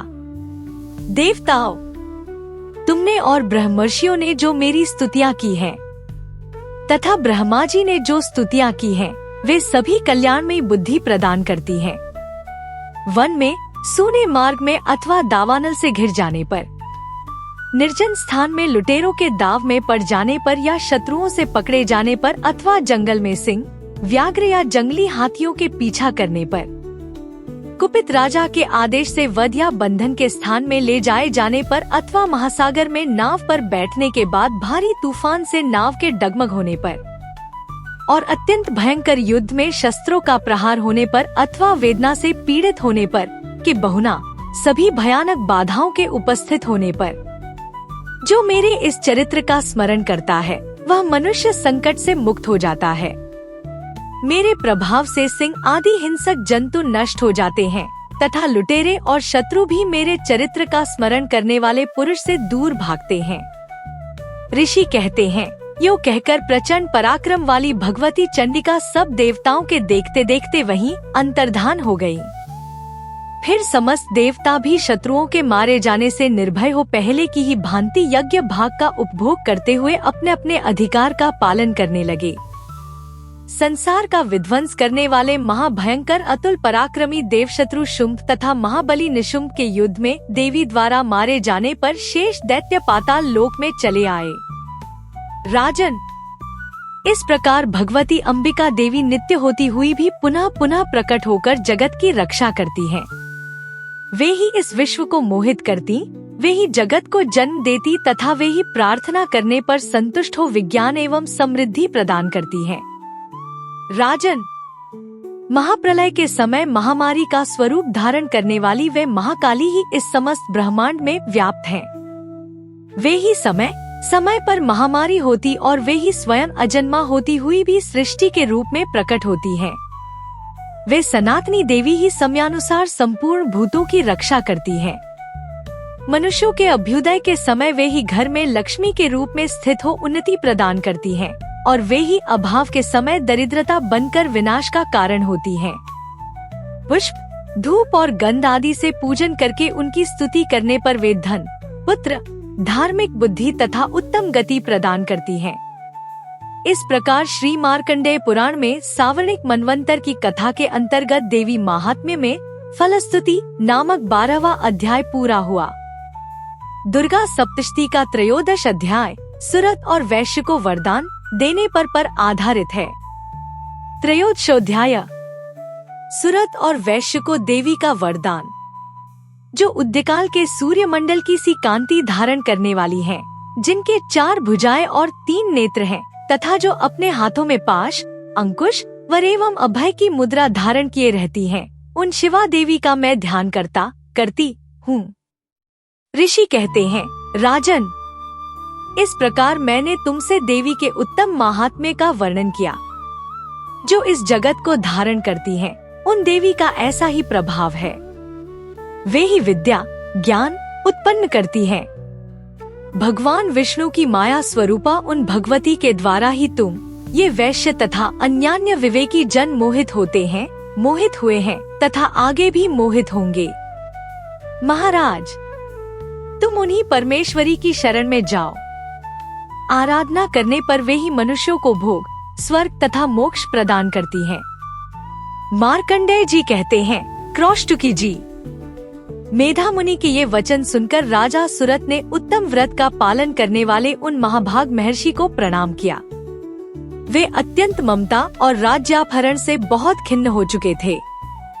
महामुने, इसलिए विरक्त होकर वे राजा तथा वैश्य तत्काल तपस्या को चले गए और वे जगदम्बा के दर्शन के लिए नदी के तट पर रहकर तपस्या करने लगे। वे वैश्य उत्तम देवी सूक्त का जप करते हुए तपस्या में प्रवृत्त हुए। वे दोनों नदी के तट पर देवी की मिट्टी की मूर्ति बनाकर पुष्प, धूप और हवन आदि के द्वारा उनकी आराधना करने लगे। उन्होंने पहले तो आहार को धीरे धीरे कम किया, फिर बिल्कुल निराहार रहकर देवी में ही मन लगाए एकाग्रता पूर्वक उनका चिंतन आरंभ किया। वे दोनों अपने शरीर के रक्त से प्रोक्षित बलि देते हुए लगातार 3 वर्ष तक संयम पूर्वक आराधना करते रहे। इस पर प्रसन्न होकर जगत को धारण करने वाली चंडिका देवी ने प्रत्यक्ष दर्शन देकर कहा। देवी बोली, राजन तथा अपने कुल को आनंदित करने वाले वैश्य, तुम लोग जिस वस्तु की अभिलाषा रखते हो वह मुझसे मांगो, मैं संतुष्ट हूँ, अतः तुम्हें वह सब कुछ दूंगी। मार्कंडेय जी कहते हैं, तब राजा ने दूसरे जन्म में नष्ट न होने वाला राज्य मांगा तथा इस जन्म में भी शत्रुओं की सेना को बलपूर्वक नष्ट करके पुनः अपना राज्य प्राप्त कर लेने का वरदान मांगा। वैश्य का चित्त संसार की ओर से खिन्न एवं विरक्त हो चुका था और वे बड़े बुद्धिमान थे, अतः उस समय उन्होंने तो ममता और अहंता रूप आसक्ति का नाश करने वाला ज्ञान मांगा। देवी बोली, राजन, तुम थोड़े ही दिनों में शत्रुओं को मारकर अपना राज्य प्राप्त कर लोगे। अब वहाँ तुम्हारा राज्य स्थिर रहेगा।